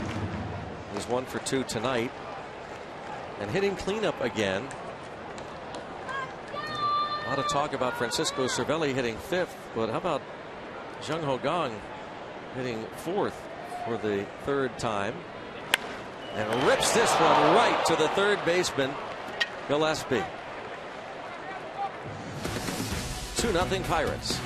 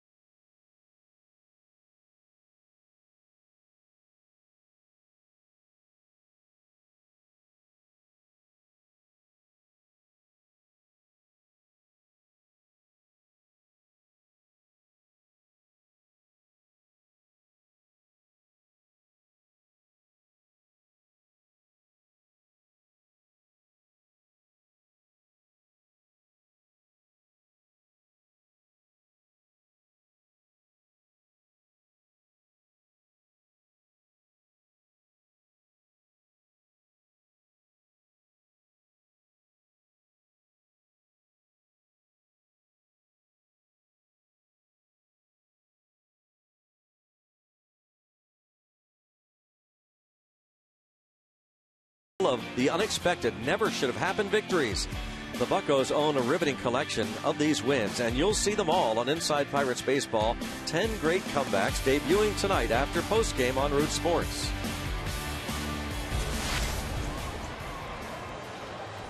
I like the hat. I like that a lot. I think they have those in Philly. A couple of things there look great. The hat and those wings.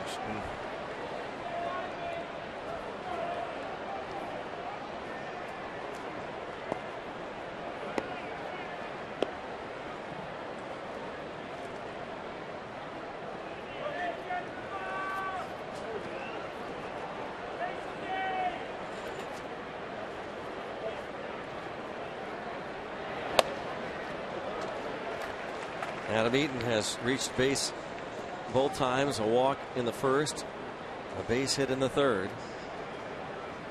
Morton has retired 8 in a row.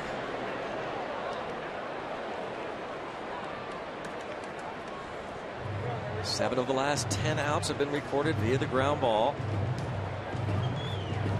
as he looks to continue this phenomenal run of starting pitching.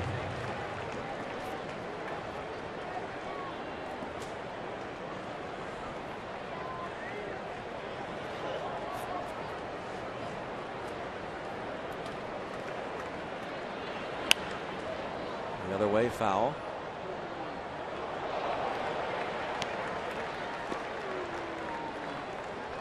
Look at this. 26 consecutive scoreless innings. That was Greg Brown that said that, folks. 4-3. There's one out. Well, everyone remember that.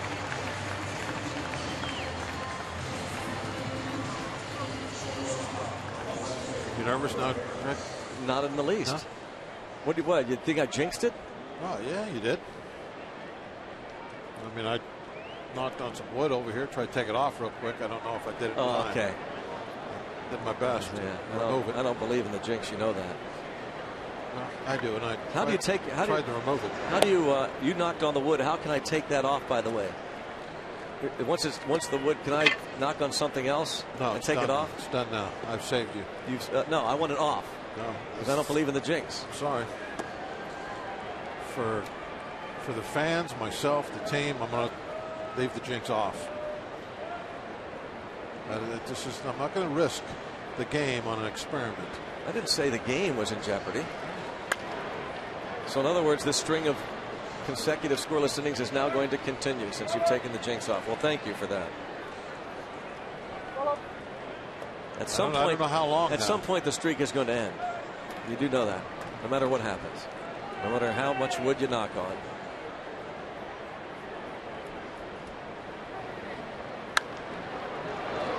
Toward right field, Harrison. 2 outs.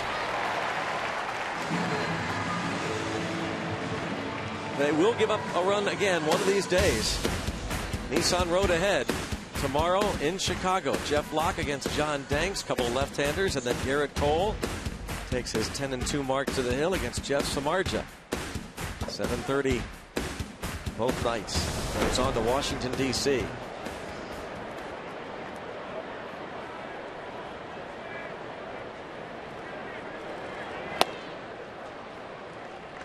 Jose Abreu is 1 for 2. He takes a strike. Jeff Samardzija will follow John Danks. Rumblings that Samardzija might be on the trading block again come deadline time.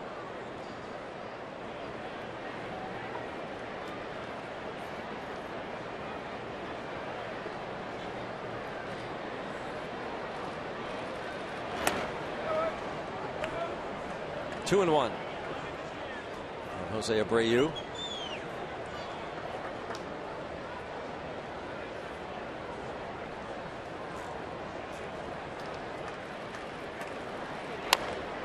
Man, that ball just biting hard when he keeps it down. No place for it to go, but straight into the dirt. A look from the Allegheny Health Network Supermo. Two-seam fastballs get that flat spin. You look at the drop right at the end, and that's, in a nutshell, why that ball gets hammered right into the dirt. In the air again. It's made in the consecutive scoreless inning streak. Good thing if I don't knock on wood, that ball's nothing to do with the wood. It's all Charlie Morton and the starting pitching. No luck involved.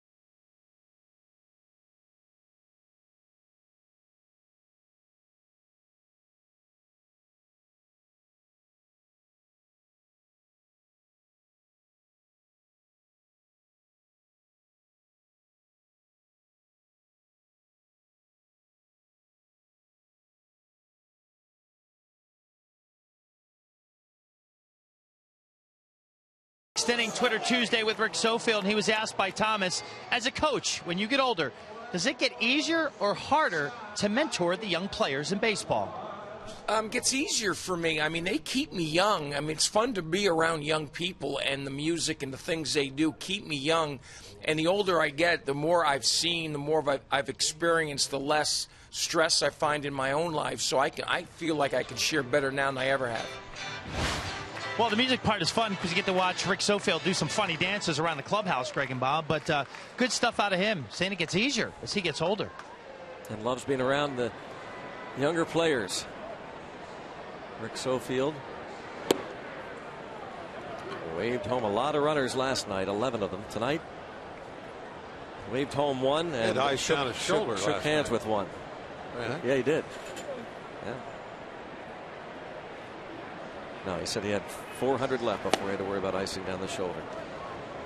2-0 on Cervelli, who has walked and bounced out. Jordy Mercer to follow. See Quintana over the 90 pitch mark. That's driven deep. Back toward the wall. Clear the deck. Cannonball coming. That'll be another handshake for Rick Sofield.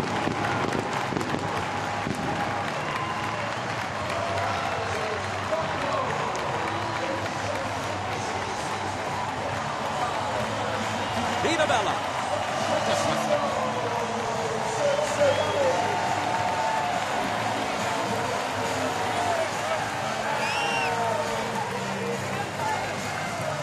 Second for Cervelli.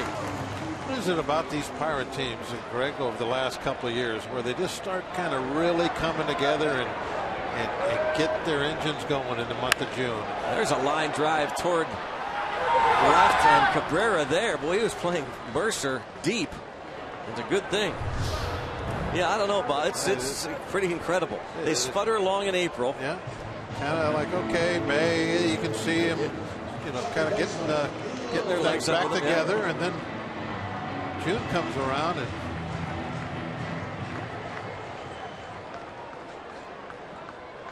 Cervelli checking it out. See him look down. He saw his eyes up high at the ball. When he looks down, he's looking at the outfielder because he knows the left fielder is going to tell him how far that ball is. Reading the outfielder.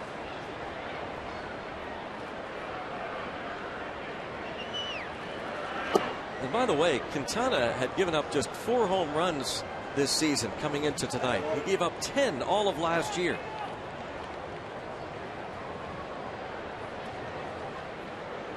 Cervelli and Rodriguez go deep tonight.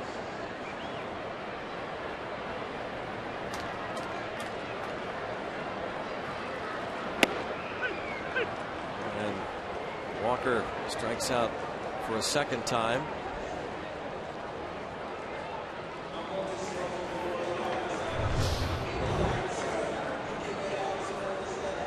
Pitcher's right there.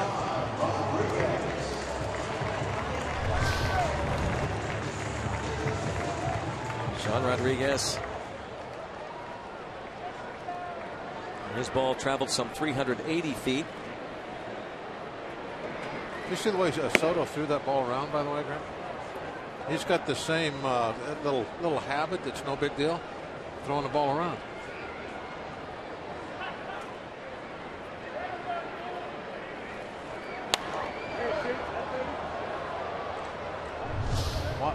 Watch the way he throws this ball to third.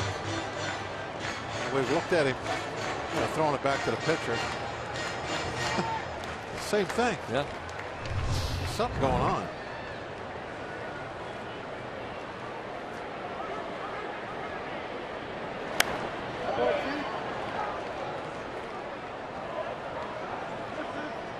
It works though. He threw out Harrison trying to steal in the 4th inning. That was on a delay steal, and he really sniffed that out. Was it just a couple of pitches before that? He had gotten the attention of Carlos Sanchez, and pointed to Harrison and made that little sign, with the chopping of the hand to watch the delay. Because that's who you're trying to steal on, is you're trying to steal on the middle infielder when you do the delay.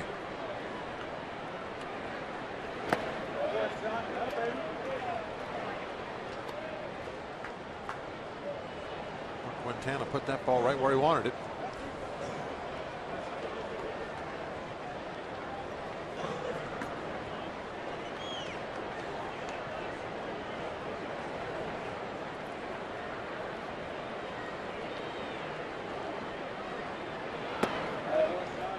Now goes to 3-2. He had checked that previous swing. Watches that one low. 3-2. And there's Charlie Morton.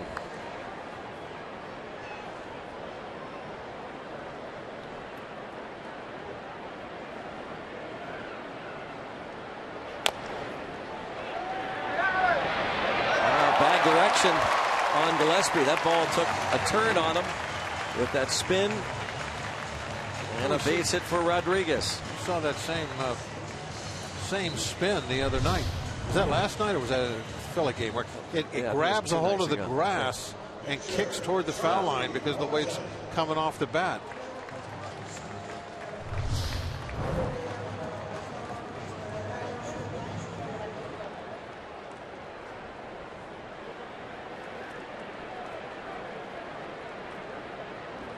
Charlie Morton snapped an 0 for 24 hitless string. His first time up. And last time sent the right fielder back to the warning track.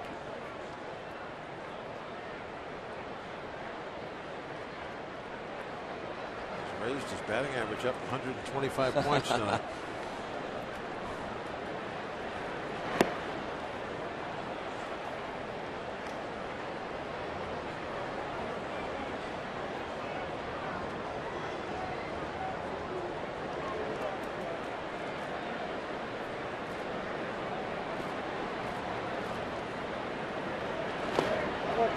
One and two on Morton.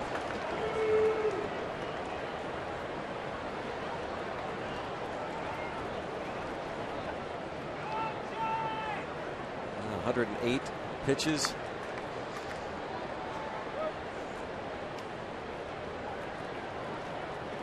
They get their bullpen working. We saw him last night.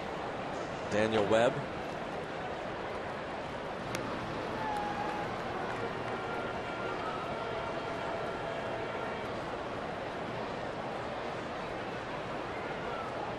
Searage with Francisco Cervelli. He's caught all these shutout innings. Oh, look at Charlie eyeballing that curveball down. 2 in a row. Charlie said, "No, I don't swing at those. You're gonna have to come to me now." Come on, Charlie. Choking up a little bit.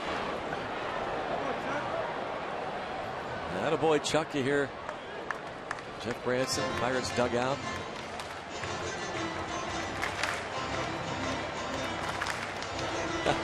They love it, don't they? Oh yeah, it's so much fun when you get a pitcher up there that's like trying hard and you can see him, really caring and putting a lot into it. Look how serious Charlie is.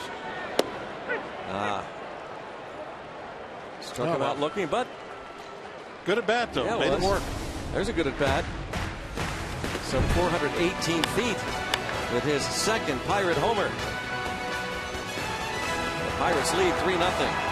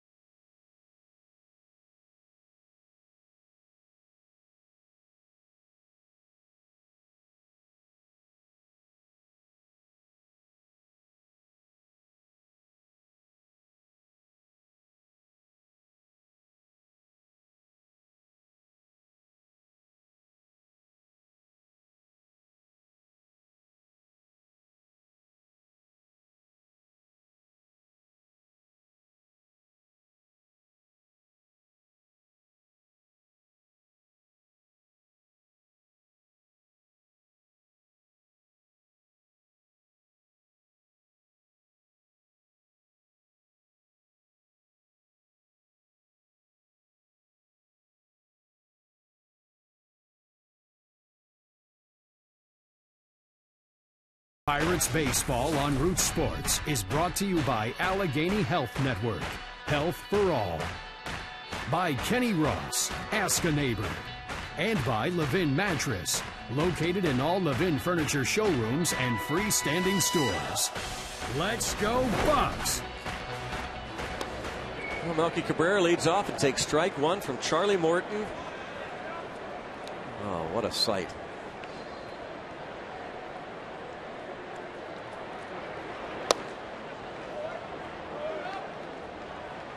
One and one on Cabrera. He's flied out and lined out both times to Andrew McCutchen.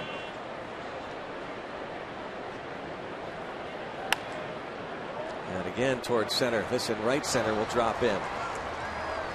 11 in a row had been retired, and 17 of 18 by Charlie Morton. Yeah, Charlie got one of those sinkers up a little bit out over the plate.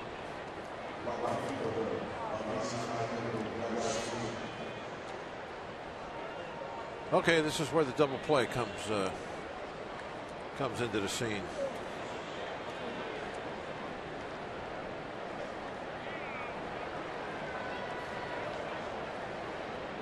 Eliseo Garcia has bounced out twice.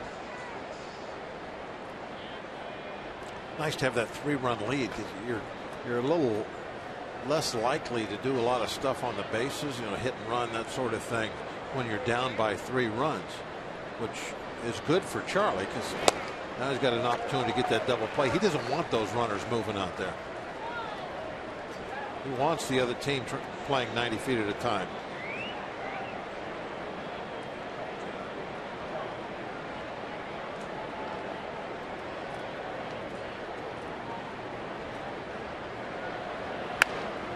Eats that up. There's one. And ball ate him up, and it was hit so weakly to Mercer they couldn't turn 2.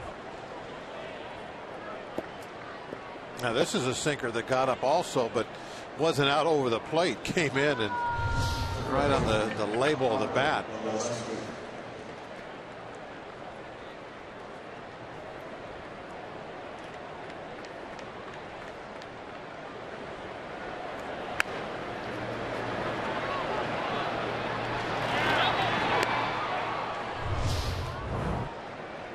He's on with 1 out. Mercer did his best to get that off quickly, but no chance. Here's Connor Gillespie.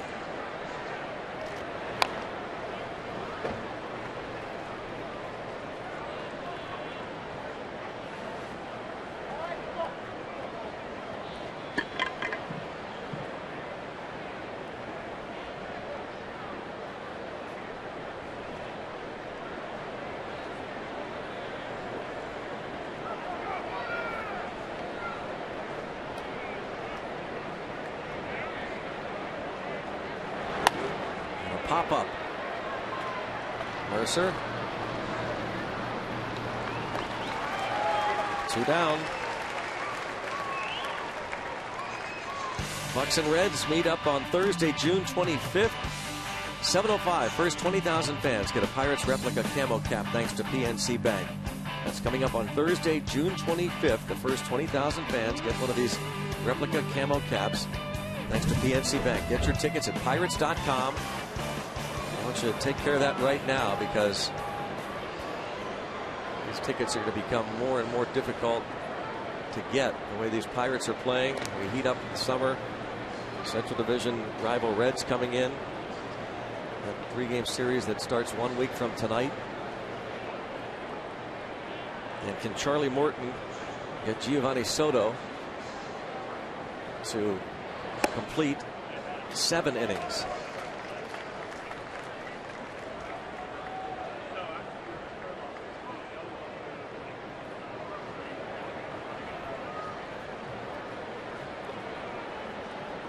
This string that Morton has put together even before tonight.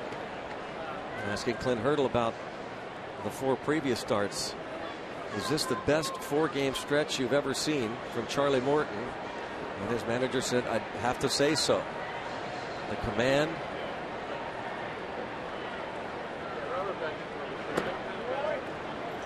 Two and 1. He is really been just keeping everything nice and simple. He's been mainly throwing just 2 pitches. If you look at his 2015 pitch usage chart, which is his 4 prior games, only 3 out of 100 have been anything other than the breaking ball and the sinker. Line drive, base hit. He's been basically a 2-pitch pitcher for those first 4 games. And I think that's one of the things that's helped that control, which is really so important for him. And the bullpen finally is going to go to work, and Ray Searage will buy Jared Hughes some time. Yeah, Ray will be in no hurry to get out there.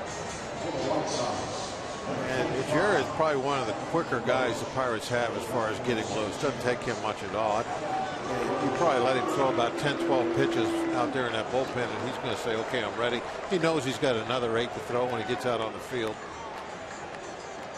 So just this one little visit to the mound. Now Ray's he's spending some time out there.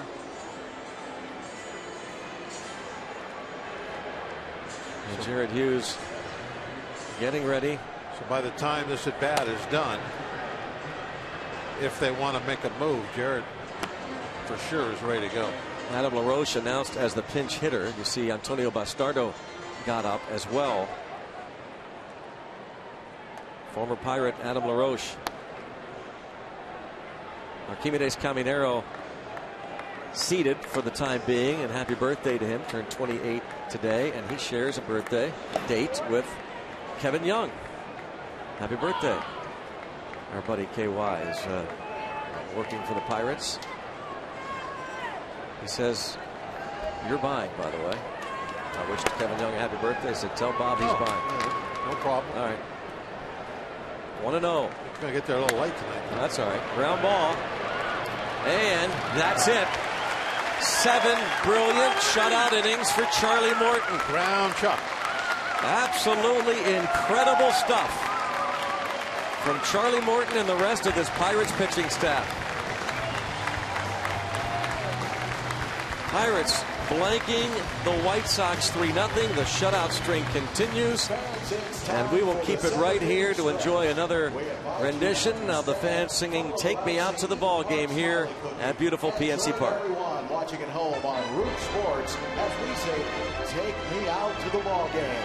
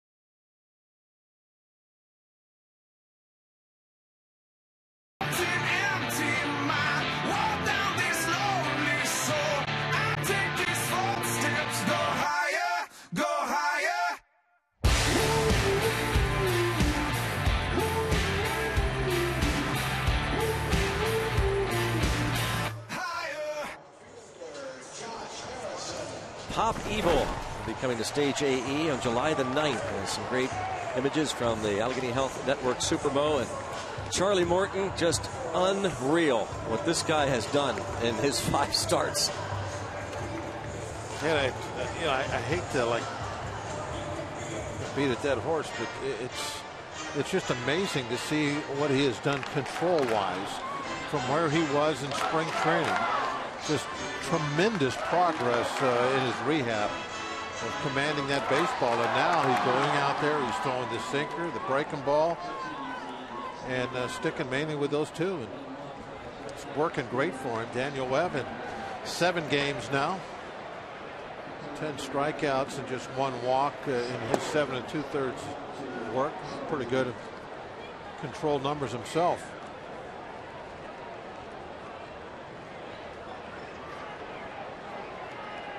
But it's just really impressive what everybody has done in that rotation. Just great stuff.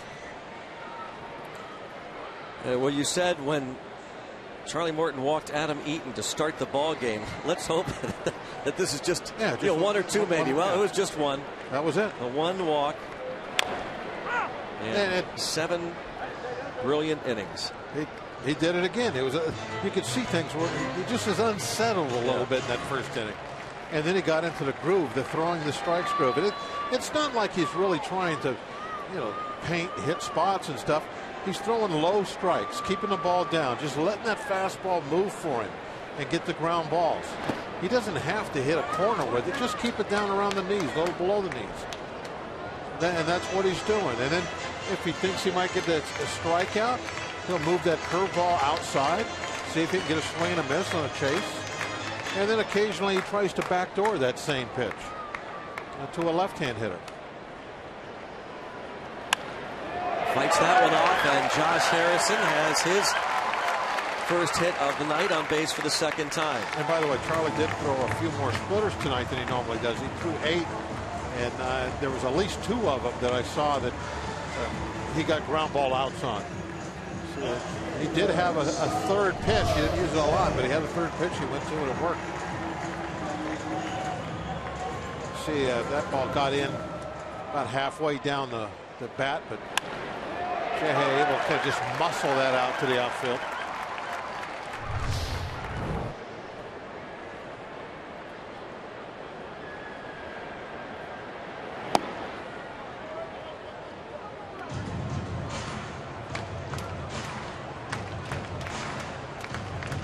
Marte, 2 more hits. Can he get a 3rd hit and continue this incredible string? He's already produced 4 straight games of at least 3 hits. Not this time. He'll get 1 out there. At 2nd.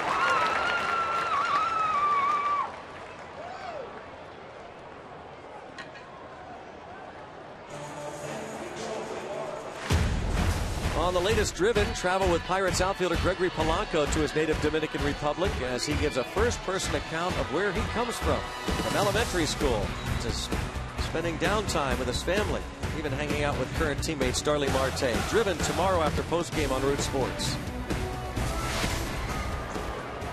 We might see Polanco at some point. Saw him last night as a defensive replacement. By the way, I said there was 2 ground ball outs on the splitter. I just got the official stats came across, and had 3 ground balls off that splitter tonight. So good 3rd pitch for Chuck. Tony Watson will be pitching for the Pirates in the 8th. Great job, Charlie Morton. Ooh. And his earned run average, by the way, is down to 162. Well, if you're going to pitch on this staff, you got to have your ERA in the 1s. Yeah.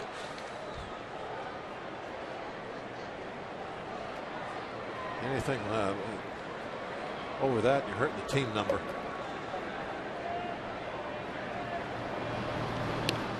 Oh, looked like Marte wanted to run a little bit. A little flinch towards 2nd.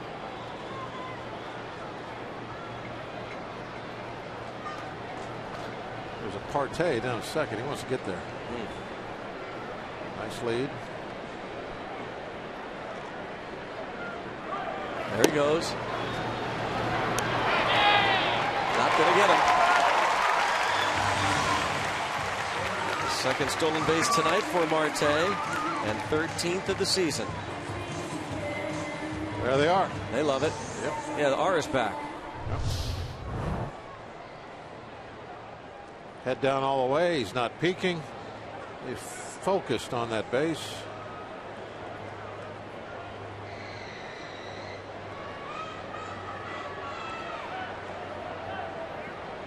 Hang on. Don't slide off.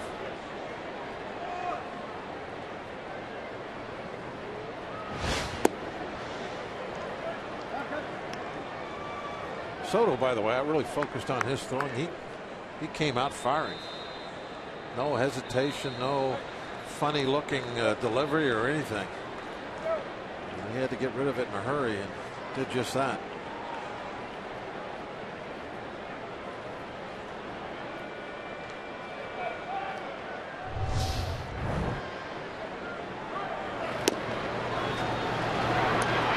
Good strong throw. Marte's too fast. Chance to get McCutchen another RBI.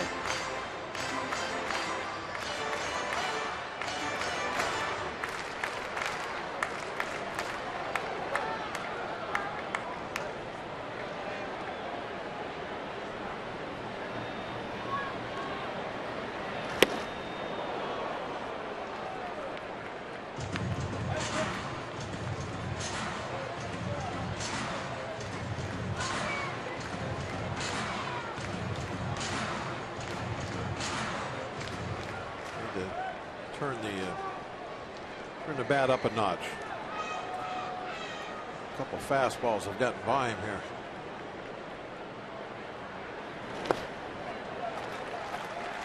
So the Pirates will have runners at first and second now for Jung-Ho Kang.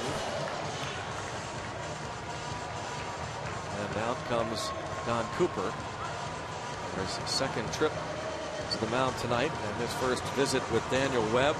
Webb faced two batters last night, gave up a base hit to Starling Marte and struck out Andrew McCutchen.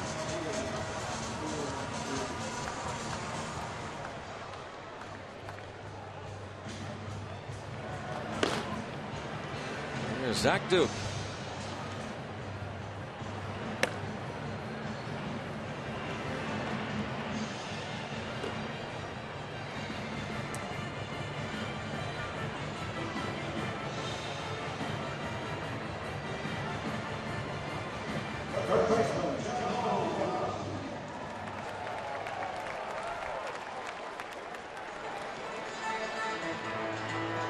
Two aboard for Jung-Ho Kang. He's singled, bounced to short, and lined out to third.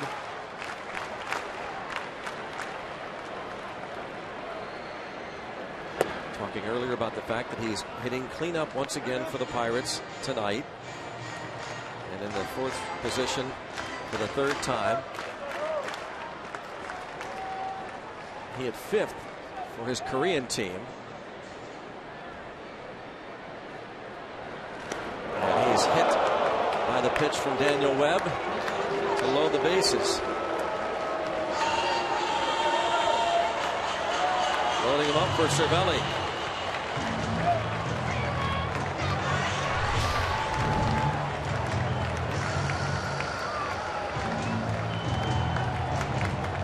Circle change. If you're going to get hit, that's a good spot. Yeah. Right there on the hip. So Kang is aboard. By the way, Kang hit fifth last year for his Korean team and hit 40 homers. Byung-ho Park hit cleanup. As Cervelli takes ball one. Cervelli has walked, bounced back to the mound, and homered. And a .387 career hitter with the bases loaded, including one grand slam.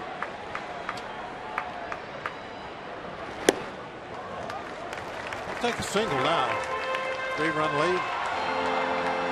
Pop one out there into the outfield grass somewhere. Get us a couple more. Had a grand slam in Arlington, Texas 4 years ago.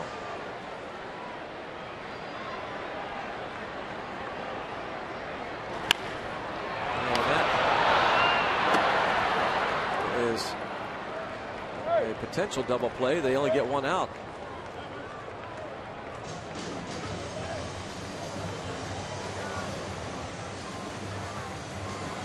Yeah, when that ball was hit, I thought it was going to be a third to first double play. I don't know why he doesn't step on the bag here. Yeah.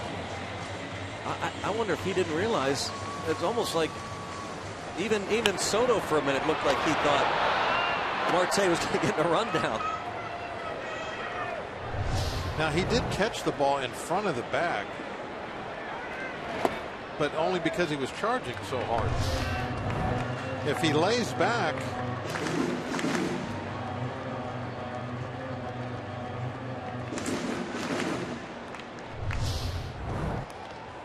I don't know. I guess in his mind, he just thought he was coming forward. Yeah. You know, just too quickly to stop and touch the base and throw to first. Yeah. Shot! Oh, and a pick by Gillespie there, and he gets the out at second. Heck of a play. Connor Gillespie. Wow. Robs Mercer. Pirates still lead 3-0.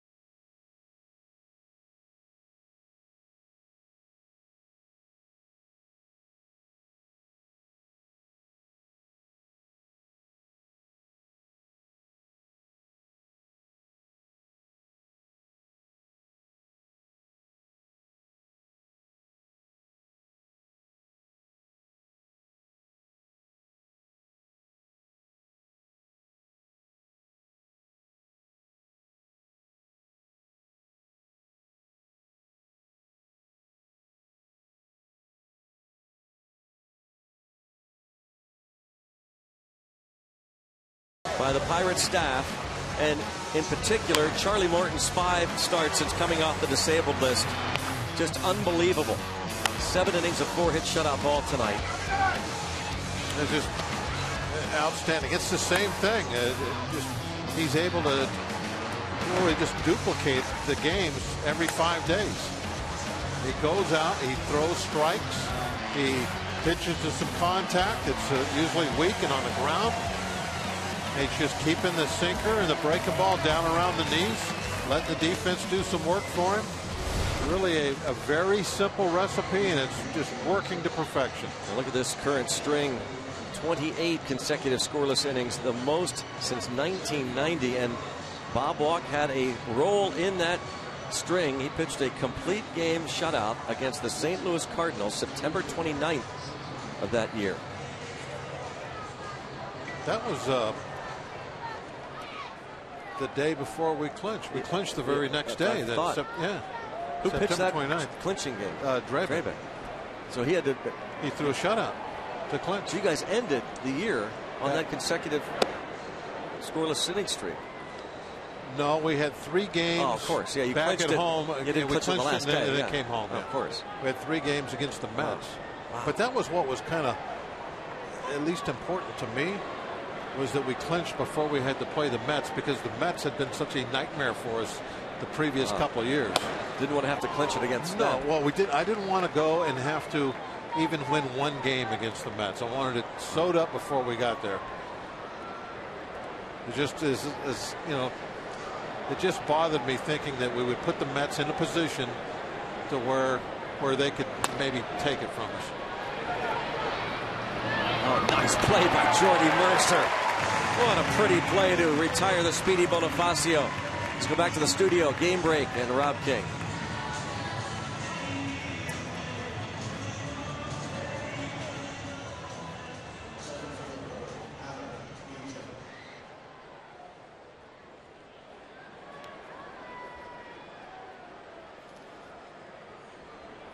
All right, Rob, thanks. Trevor Bauer for the Cleveland Indians. The Pirates a game up on the third place Cubs in the Central. Come on, Trevor. Strike one on Adam Eaton. You saw Tony Watson's numbers. Hope Trevor keeps putting up them zeros.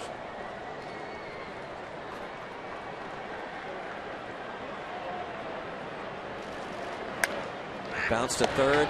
Gone. Rips it over there. 2 quick outs for Tony Watson.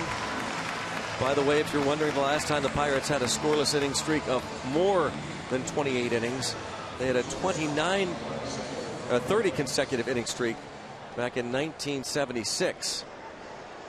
30 consecutive scoreless innings.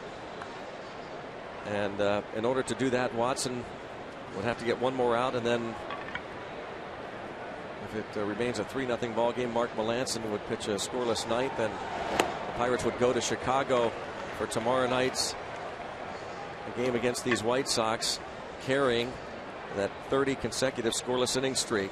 The Pirates record goes back to 1931, 46 consecutive scoreless innings. Ooh, 46 innings. That's going to be tough. You can knock on a lot of wood. Yeah.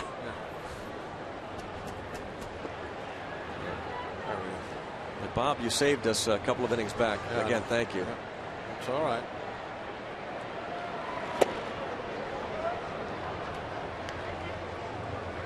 What was the September number you were talking about earlier? Last year? I mean, 1990? Yeah, what was that? It was 28. So if I hadn't knocked on wood, we would still be intact. Oh, you messed up then. By the way, it's a good thing you guys did clinch against the Cardinals, because you only won one of the 3 against the Mets. You said you were worried. No, one would have been enough. Yeah, I know, but you said you didn't have to want to win one. Yeah. Because the trouble that they gave you. Yeah, that was a tough thing to get over, was beating the Mets back in the late 80s. And Watson, a free pass to Ramirez. And that was really one of the you talked about it's all kind of coming together. You talked about lefties, and is it bad to have too many lefties? Yeah. Well, when you're in a division and there's a certain team that you're trying to beat, if they have a weakness against a certain, pitching, left-handed or right-handed, you gotta have to take that into consideration. And so the Pirates back at that time, they put a little emphasis on having left-handed starting pitching, and it paid off in those matchups.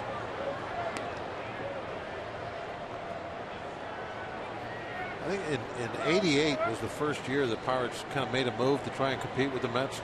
Ended up falling short, coming in second, I believe, that year. I think the team only beat the Mets, I think, maybe one time the entire season. And so that's why you have to do something about that. Now, I don't know why the White Sox have all those lefties. Yeah, it doesn't sound like they're doing it because no, I think it just happened to be, but there still, are times. There's a point to it, Bob, because the team to beat, I mean, before last year, you'd say the Tigers. Yes. And they're not loaded with left-handed hitters. Now, the Royals have Moustakas, Hosmer, Dyson, Gordon. It's like an entire all-star team. Yeah. So if you're combating the Royals, maybe it does pay off. Yeah. But I don't think they're set up for that specifically. But I guess the question is, if you're not battling a team like those Mets, or like a team, say the Royals, that have 4 strong left-handed hitters, can it hurt you to have 4 left-handed starters? It can. It depends on who the left-handed starters are. If they're all Chris Sale, if they're studs, who cares? What arm you throw with, you get outs. But if they're like fringe type guys, and maybe you want things to be a little more balanced. in the air to right off the bat of Abreu. Josh Harrison drifting in. That scoreless inning streak has reached 29, and the Pirates fans here love what's going on in Pittsburgh.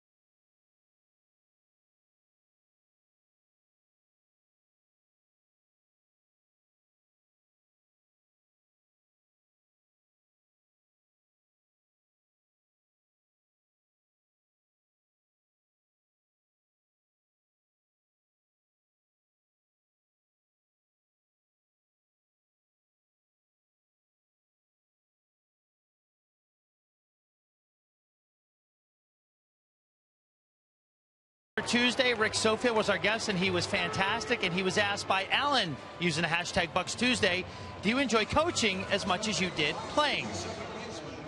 Honestly, I enjoy coaching more than playing because it's less stressful for me because I don't have to go 0 for 4 and deal with that craziness all the time. I'd rather coach players and help them avoid stress and their pitfalls versus going through them. And obviously, he's a guy who could talk about that. Spent 3 years as a big leaguer with the Minnesota Twins, and here he is lending that expertise. Greg and Bob, Rick Sofield is a fantastic Twitter Tuesday guest. Yeah, good call on that one. We figured he'd be a good one.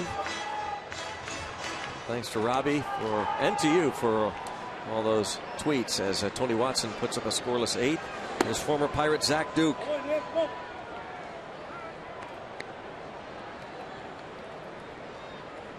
Signed as a free agent by these White Sox.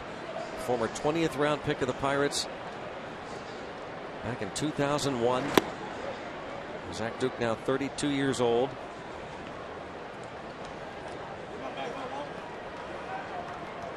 Last year pitched out of the Brewers bullpen. Finished with a 2.45 ERA for Milwaukee.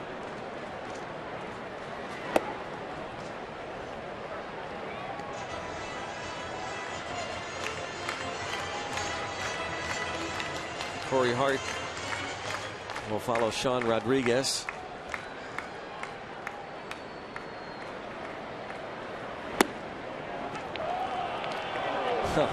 Walker tosses the bat aside. Bruce Streckman calls it a strike, and you can understand why Walker would do that when you take a look at this pitch. I mean, how can you call that a strike? Well, normally when the catcher's glove is in the dirt, I mean, that's unbelievable. It's low. Man.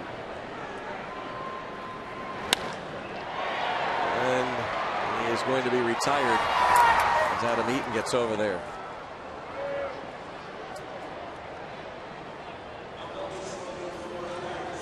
Going to say something on his way over to Bruce Streckman.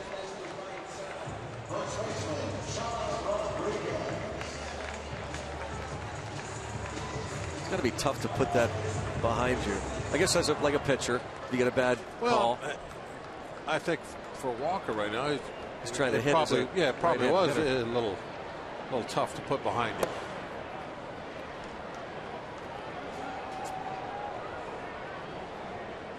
But you know, he's doing I think a really good job right there. You saw him put the helmet down, nice and quiet, controlling the emotions. It's such a long year that, you know, that's probably going to happen again to him at some point, where there'll be a horrible call and he'll get an AB because of it. But what are you going to do? Rodriguez is hit by the pitch. So Corey Hart will pinch hit. It'll be interesting to see the lineup tomorrow night.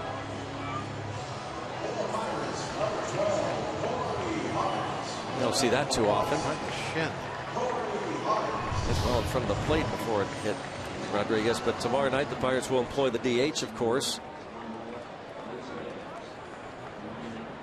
And you would figure Corey Hart would be well suited for that role.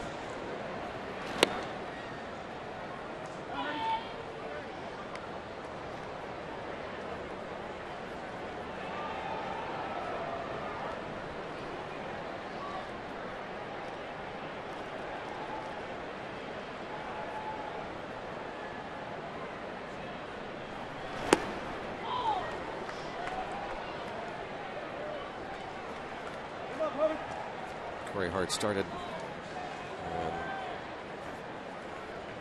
the game against Cole Hamels.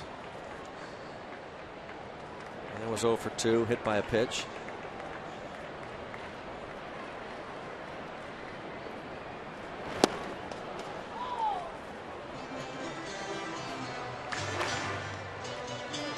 One and two.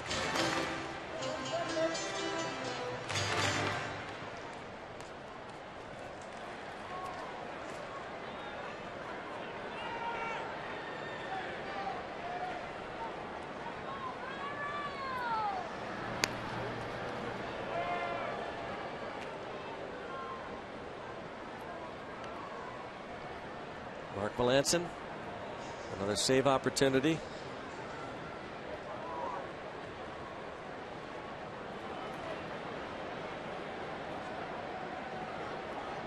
The runner takes off, and Rodriguez has a stolen base. Number 2. Wasn't even close. Great running start. Duke, slow delivery home. Look at that. It was only a couple steps from his slide. Ball hit Soto's glove.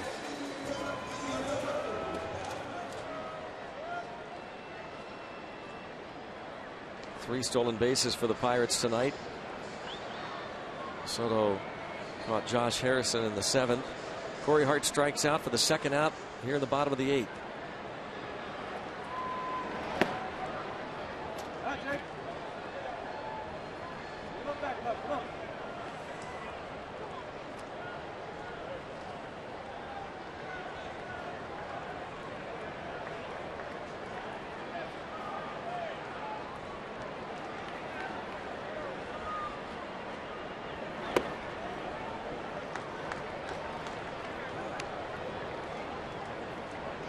Base hit leading off the 7th inning for Jay Hay. He was hit by a pitch in the 4th.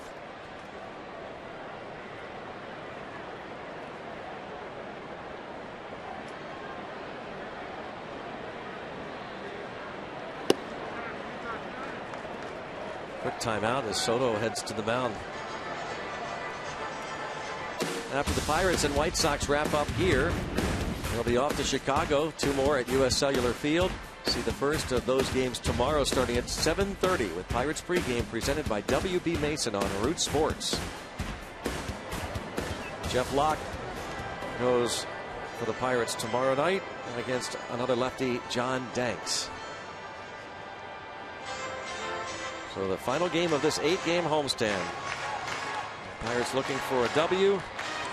28,413 on hand to watch their Buccos hopefully win their 6th in a row and 11 of 14. And watching a bit of history as all these Pirates pitchers put up all these zeros, and there's ball 4 to Harrison.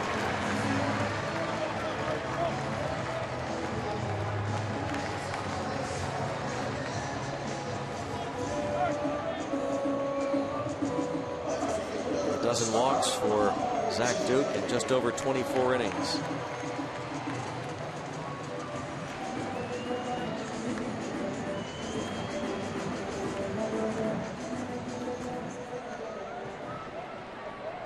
A lot of fun down there when you're winning like this. Yeah. Last night they were all playing the role in the 11-0 shellacking of the White Sox. 18 hits. Tonight, 10 hits, 3 runs, and 2 of them coming on home runs.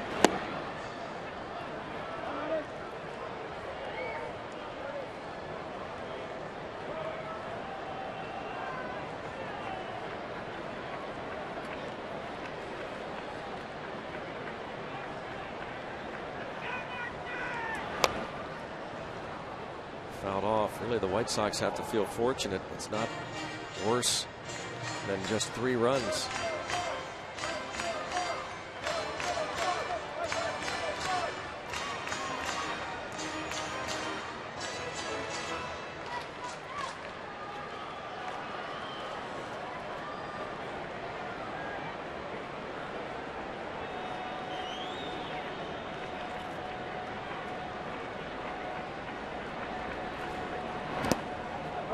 One ball, 2 strikes on Starling Marte. Still another shot against the lefty Zach Duke for Marte to pick up that 3rd hit. Will make it 5 straight games of at least 3 hits.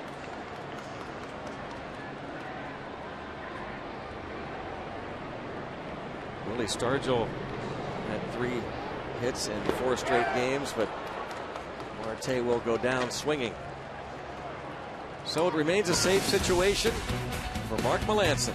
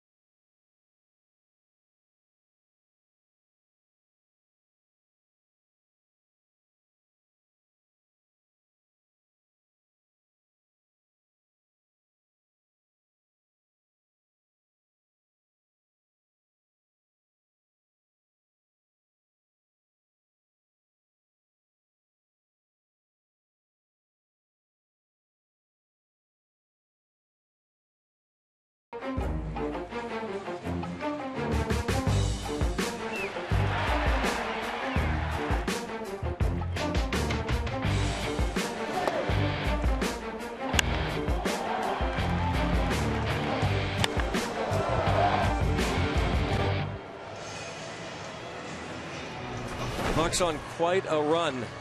Francisco Cervelli has been involved in all these zeros. UPMC scoreboard 3-0. Of course, he produced one of the runs with the home run, leading off the 6th inning.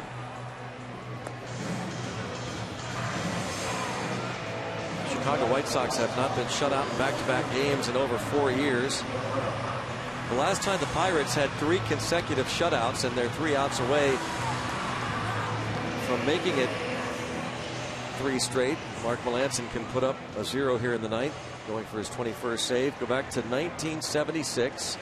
The last 3 games that year, 3 starters shut out the Cardinals. What the distance? John Candelaria, Jim Rooker, and Jerry Royce. 3 consecutive shutouts in 1976. Lefty, lefty, lefty. Well, there you go.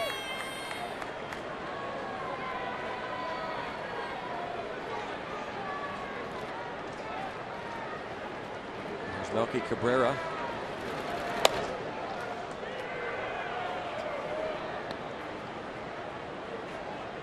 Cabrera 1 for 3 and has lined out in this game.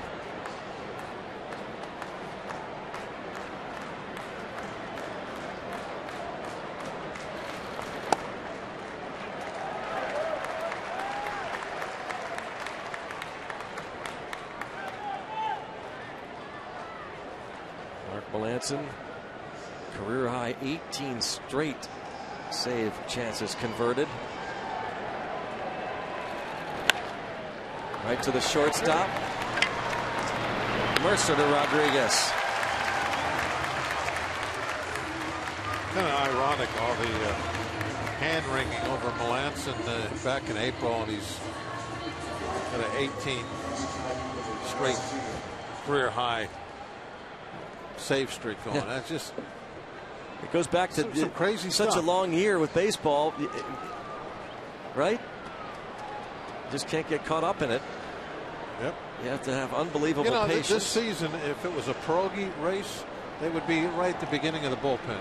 Just what I was thinking. Long way to go. Yep. I was just about to compare it to a pierogi race. And it's like they're at the bullpen. Saul has about maybe a 10-foot lead on Cheese. Saul's the Cardinals, Cheese is us. And there's a long way to go. When does the pierogi ever that's leading at the bullpen win the race? Never. Just keep that in mind. Sure will. Garcia towards center field. 2 outs.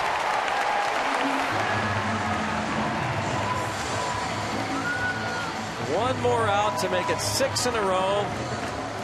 And 30 consecutive scoreless innings, the longest scoreless inning streak by a Pirates team since that 1976 season.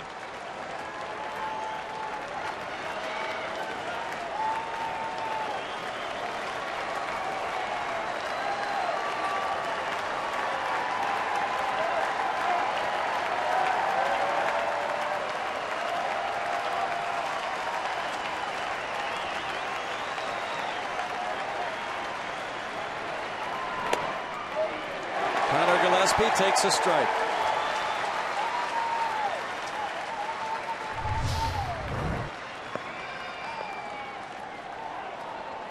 Francisco Cervelli, look at that job.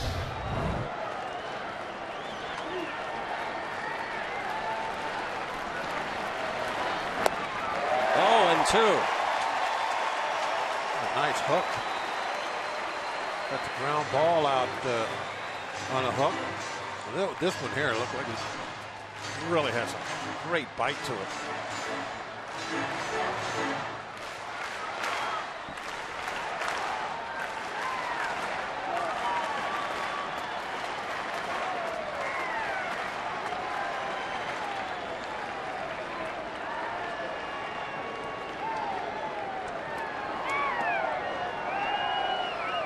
Crowd was in a frenzy.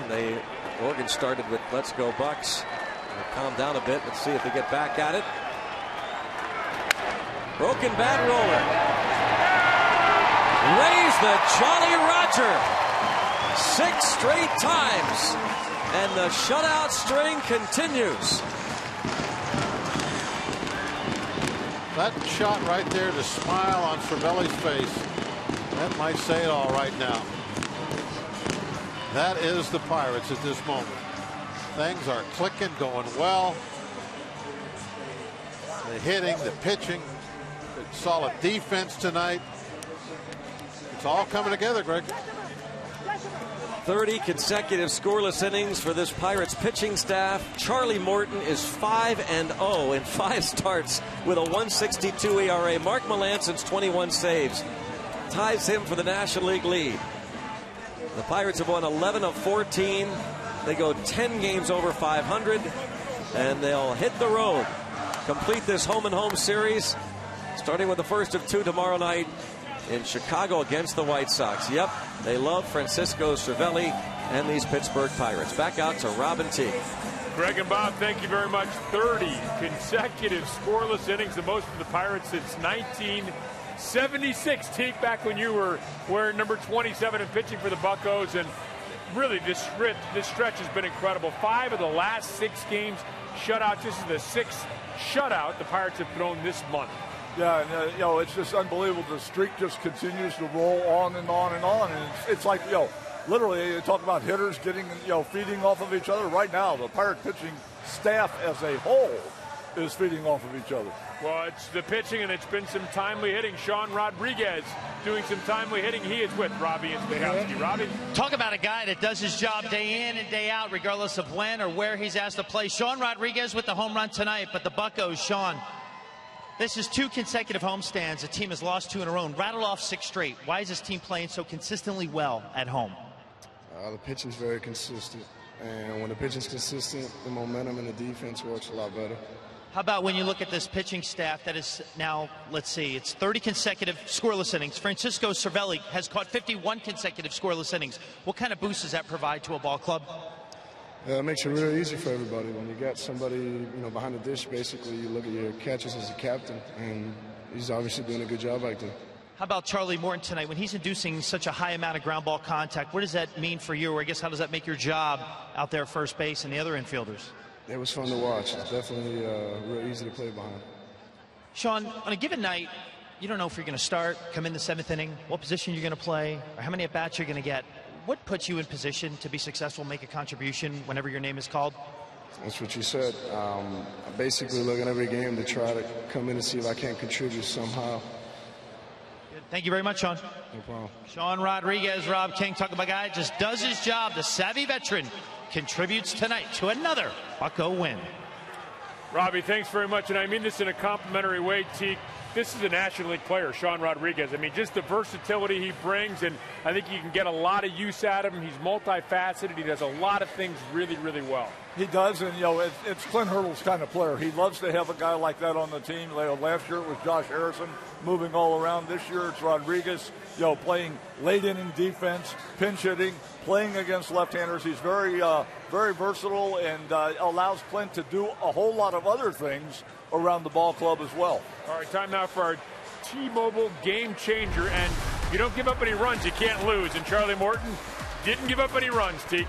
Yeah, he's been watching his rotation mates go out to the mound and just put up 0 after 0 after 0. 3 consecutive shutouts. Charlie, not to be outdone, throws the last one. He'll turn it on over to Jeff Locke tomorrow, but he was just outstanding tonight. Again, you keep waiting after the whole rehab thing and everything else for maybe a little glitch in the thing for Charlie, but it's not there. He's just been consistent. It's not like he's been lucky, he's been fortunate. He's just been that good. The shutout streak began with Charlie Morton. These 5 shutouts in the last 6 games. It was Charlie Morton who started it. Charlie Morton who continues it tonight, as the Pirates have now ripped off the 6th consecutive victory and are 10 games over 500 following their victory tonight over the Chicago White Sox, who have dropped 5 in a row. Coming up on Pirates Postgame, presented by the Allegheny Health Network. Much more post-game reaction, complete highlights from this game and around the league. More analysis from Teague as well, all coming up next.